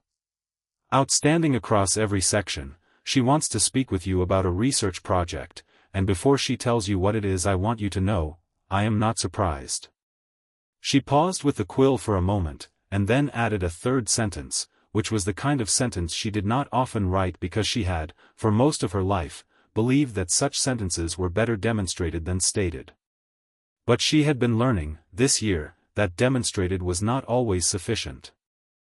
That sometimes the stated thing was its own necessity, separate from the demonstrated thing, doing work that demonstration couldn't do. She wrote, "I am very proud of you." She sealed it and sent it before she could reconsider the 3rd sentence. She was aware that she was not reconsidering it. This was deliberate. The St. Mungo's news was slow and specific and required her to revise her relationship to Hope upward, carefully, with the caution of someone who had learned to hold such revisions in both hands rather than letting them run. Frank had turned his head toward the window 3 times in October. He had, on a Tuesday afternoon in early November, looked at the healer and tracked her movement across the room, which was voluntary and directed and which the healer had logged with the understated clinical excitement of someone who had been watching for something for a long time and was now watching it begin.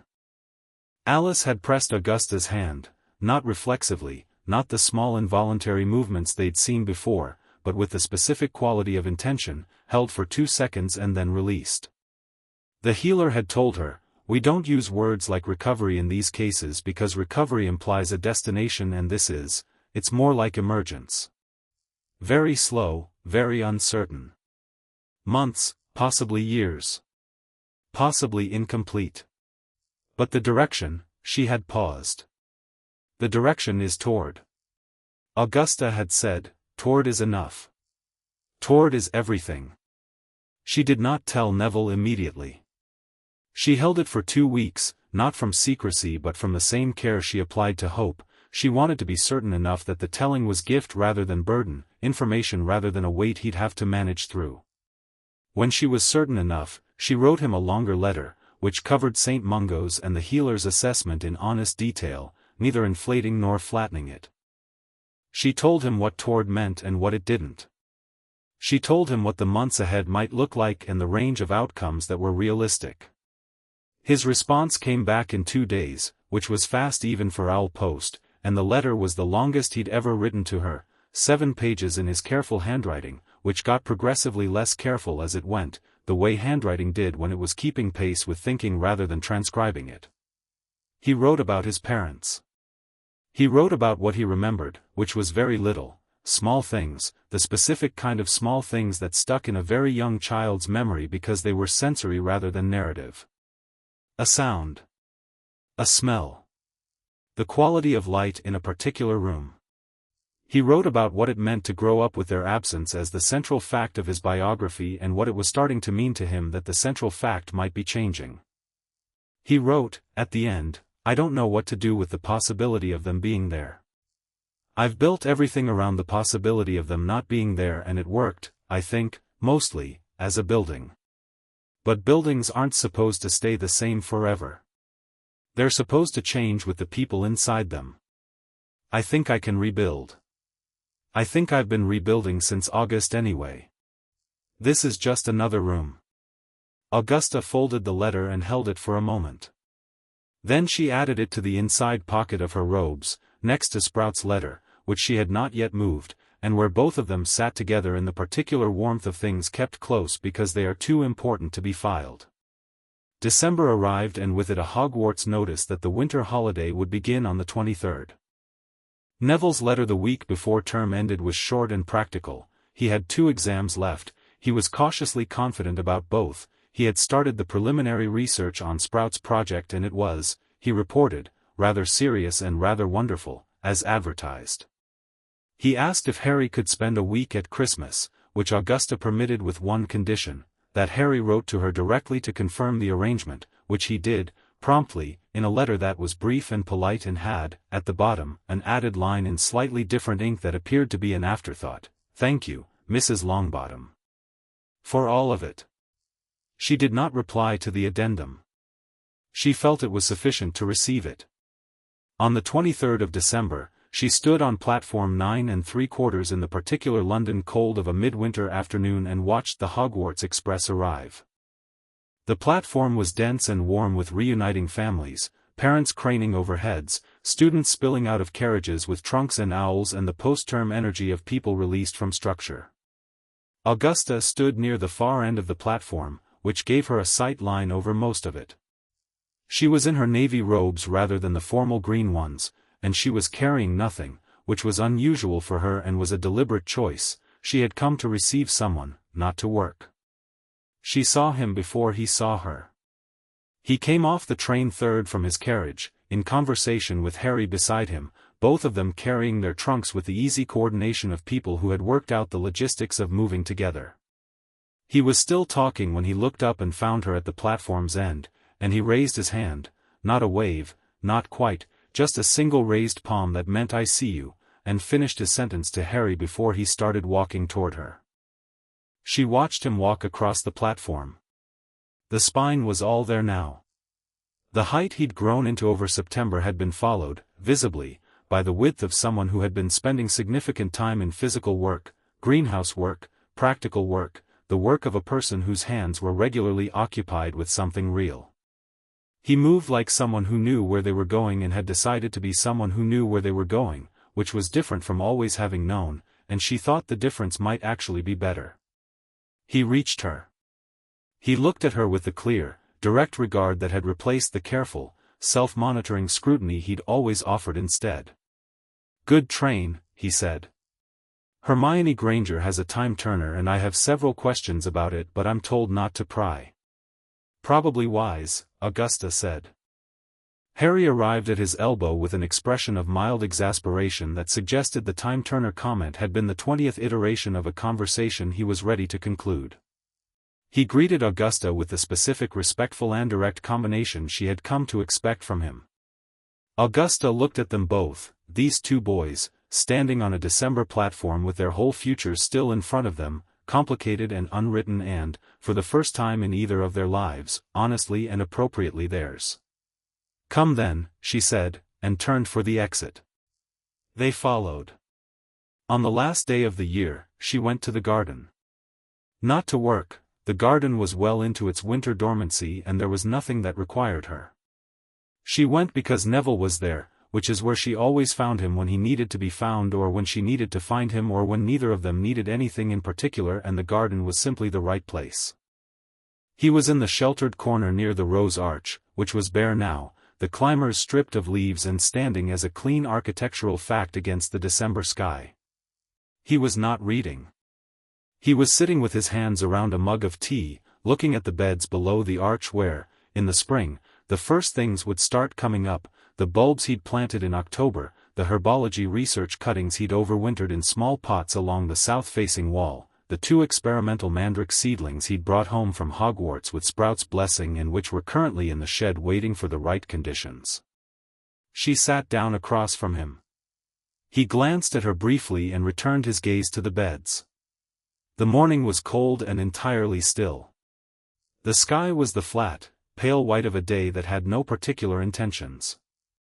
In the house behind them she could hear Harry in the kitchen, who had been given the task of making Christmas biscuits on no particular basis except that Augusta had determined, in the first week of his visit, that giving him tasks was the best way to make him feel like he belonged in the space, and tasks involving food seemed to produce the most uncomplicated version of him she'd yet encountered.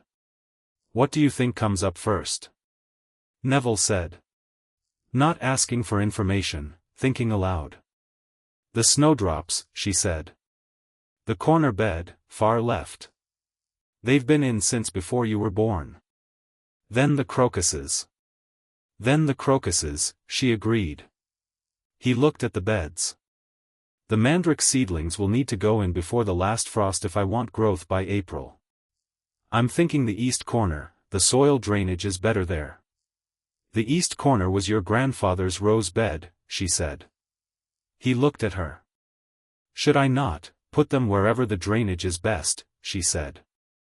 He was a practical man. He'd agree. Neville smiled, a proper smile, the unhurried kind, the kind that had been appearing with increasing regularity over the past months and which she was no longer taken off guard by. The research project with Sprout, he said. She wants to publish. The paper, when we write it, she said my name goes first. Augusta looked at him. She said it was my research question and my methodology and that she was supervising rather than leading, and that the convention in the field was that the lead researcher's name went first. He paused. I'm 13. You're a researcher, she said. The two are not incompatible. He was quiet for a moment. Harry wants to keep meeting over the summer. He said. He stopped, seemed to sort through the exact phrasing. He said he feels like this year he finally got to be at school instead of inside a story. He wants to keep going. Learning, without it being about something bigger. He looked at her. He asked if he could use the study sometimes. To read. He can use the study, she said. Neville nodded, satisfied. He drank his tea. In the kitchen, something made the specific small crash of a biscuit tin meeting a counter harder than intended, followed by Harry's voice saying something Augusta couldn't make out and Neville's brief, affectionate exhale at whatever it was. The year was ending. The garden was still. In the east corner, under the winter-hardened soil, the snowdrops were doing what snowdrops did, accumulating in the dark, building what they needed for the emergence that was coming regardless of the cold above them, regardless of the frost, regardless of how long the winter was. Augusta looked at her garden and at her grandson and at the pale December sky. She thought about paper kept in locked drawers. About a compliance report signed with a name that should not have signed it. About a small gray owl arriving on a Tuesday with a letter that used the word satisfactory for a boy who was anything but. About a chamber floor with a glyph at its center, and a castle that remembered everything, and the particular warmth of a 1,000-year-old building that had been waiting, patiently, for someone to ask it the right question. She thought about Frank turning his head toward the window. She thought about the word toward, and what it held. She drank her tea. The cold was clean and quiet and the garden was patient in the way that gardens were patient, which was absolute, indifferent to timeline, certain only of direction, committed entirely to the singular fact of continuing. Neville reached down and pulled a small weed from the edge of the bed, a reflex, automatic, the gesture of someone who could not be in a garden without tending it. He turned the weed in his fingers for a moment, looking at its root system with the specific, absorbed attention he gave to things that interested him, which was everything, which was all of it, all the way down. Spring's a long way off, he said. It always is, Augusta said. It always comes anyway. He put the weed down. He picked up his tea. He looked at the bare arch and the sleeping beds and the whole patient expanse of the garden in its winter, and he looked at it the way you looked at something that was yours, not taken, not given, not managed into shape by someone else's design, but genuinely and completely yours, known through your own hands and your own attention and your own unhurried, unafraid time. He looked like his father, in the morning light. Augusta let herself see it. She let it be what it was, the grief and the pride in the same space, occupying it together, the way they had always occupied everything, the way loss and love were not opposites but the same country seen from different elevations. She had spent 12 years moving through that country with her head down. She was looking up now. She could see where she'd come from and where she was and, further ahead, through the cold clear air of a December morning, the outline of what was still to come. Not hope, she had told herself in September. Not yet. But this. Whatever this was. This long-established, newly reclaimed, completely ordinary morning in the garden with her grandson and the sleeping things and the year ending and the next one gathering itself in the dark. This was enough. This was, in fact, everything.